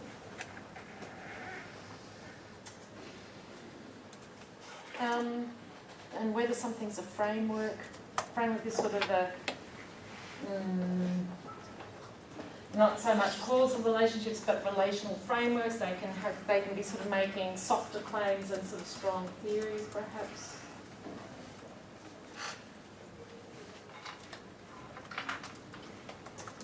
So that's. Is there anything there? So theories used in different ways. Activity theory gives you concepts that you would put to your data. So you go looking at for the object and the mediating artifacts, etc. They can be used as sensitizing concepts, so you don't think that they're going to explain everything, but they give you something to start with. Other approaches where you derive theoretical concepts from the data, domain-specific theory. So there, I think, are the sort of main ways that we tend to use theories in HCI and design. What do you think? In any sort of more detailed discussion is probably tricky. Are there any sort of burning questions or something you'd want to raise? If it's a question you just put out there and becomes a topic for discussion over lunch. Do you think it's okay for a researcher to be more of a positivist in some papers and more of a constructivist in other papers, so that lower your ability? Yeah. This is a personal opinion. I'm interested in designing technologies that work. I'm not signing up to a church. I'm not signing up to be a card-carrying, I'll only ever wear white shirts sort of person.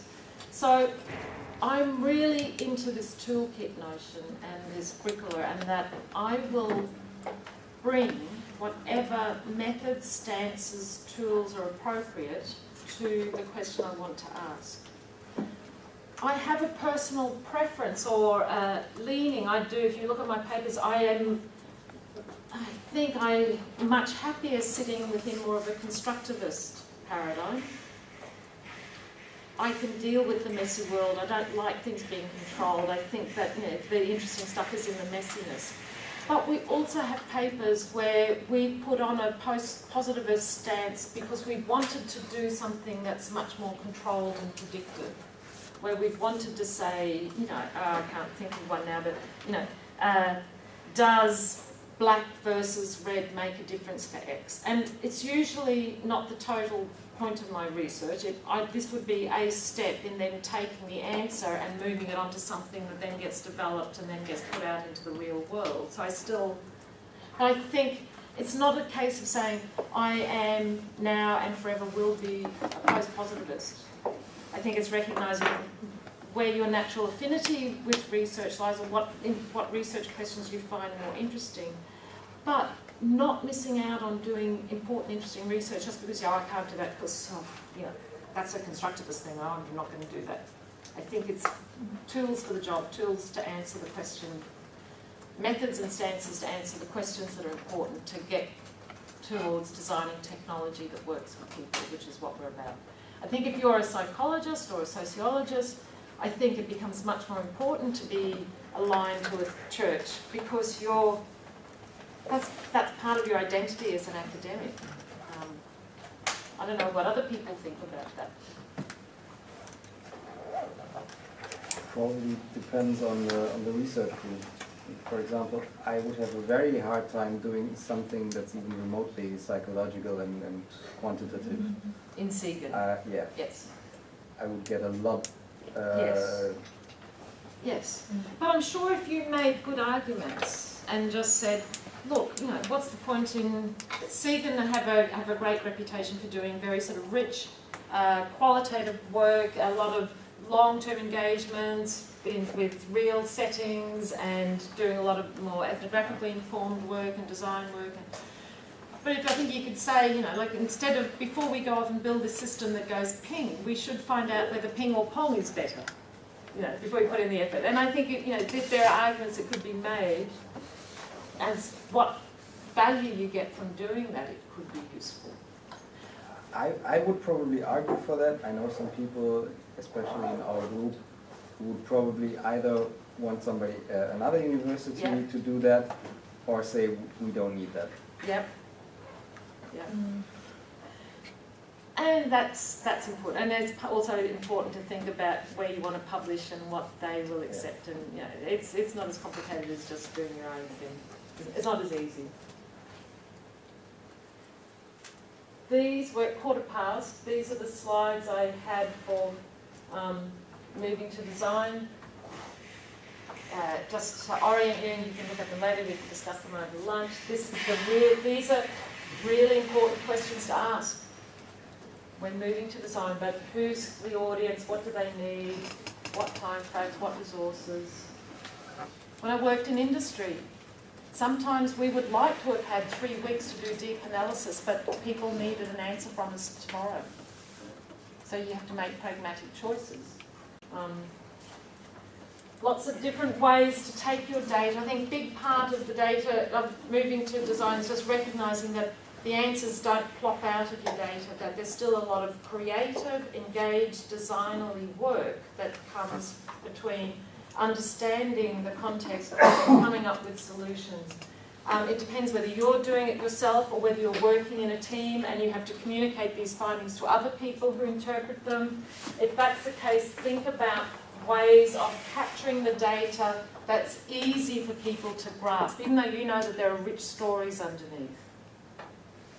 Contextual design have lots of different modelling techniques for doing this that you can look at and develop your own sort of modelling techniques that capture the essence.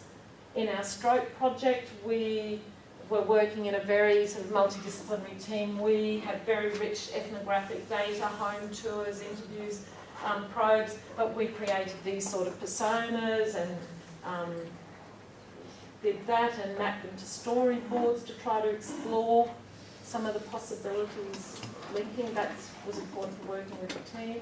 We did video prototypes, we had workshops with people. We in AGRIP have a commitment to a lot of sort of more participatory ways of moving to design so that we don't sit there and come up with the answer, but it depends what context you're in. And we've done different things. This is just a thing about working with older people and trying to engage them, but recognising some of the difficulties, so with different tools. Again, in industry, we did a lot with being very visual, bringing other people in to help them sit in front of the videos and actually see some of the raw data and present things to them in very interesting ways. And we also had a very clever designer who would take complex stories that we would tell him about our data and draw up very simple but not simplistic models that captured the essence of a process or different things. So, I think we should probably finish, are there any sort of final questions, comments? We said at the beginning that we were going to just sort of try to do this in a short time. Do you feel like you have a little bit of a sense of, are there any sort of key questions here that we haven't hit on, that people brought up in the beginning? So I think this is just the beginning of, it's a complex space, no right or wrong answers, find your own voice. It depends on why you're doing this work, why you're employing these methods, what you want to do with it. But hopefully at least this has sort of brought some topics up to think about, and I think the biggest tip is we have to be much more reflective about what we're doing in this space and using more qualitative ethnographic methods. We don't have the sort of, because there are so many choices, but there's rich, interesting data that can come out of it, and hopefully better technology designs. So, thank you. Lunch.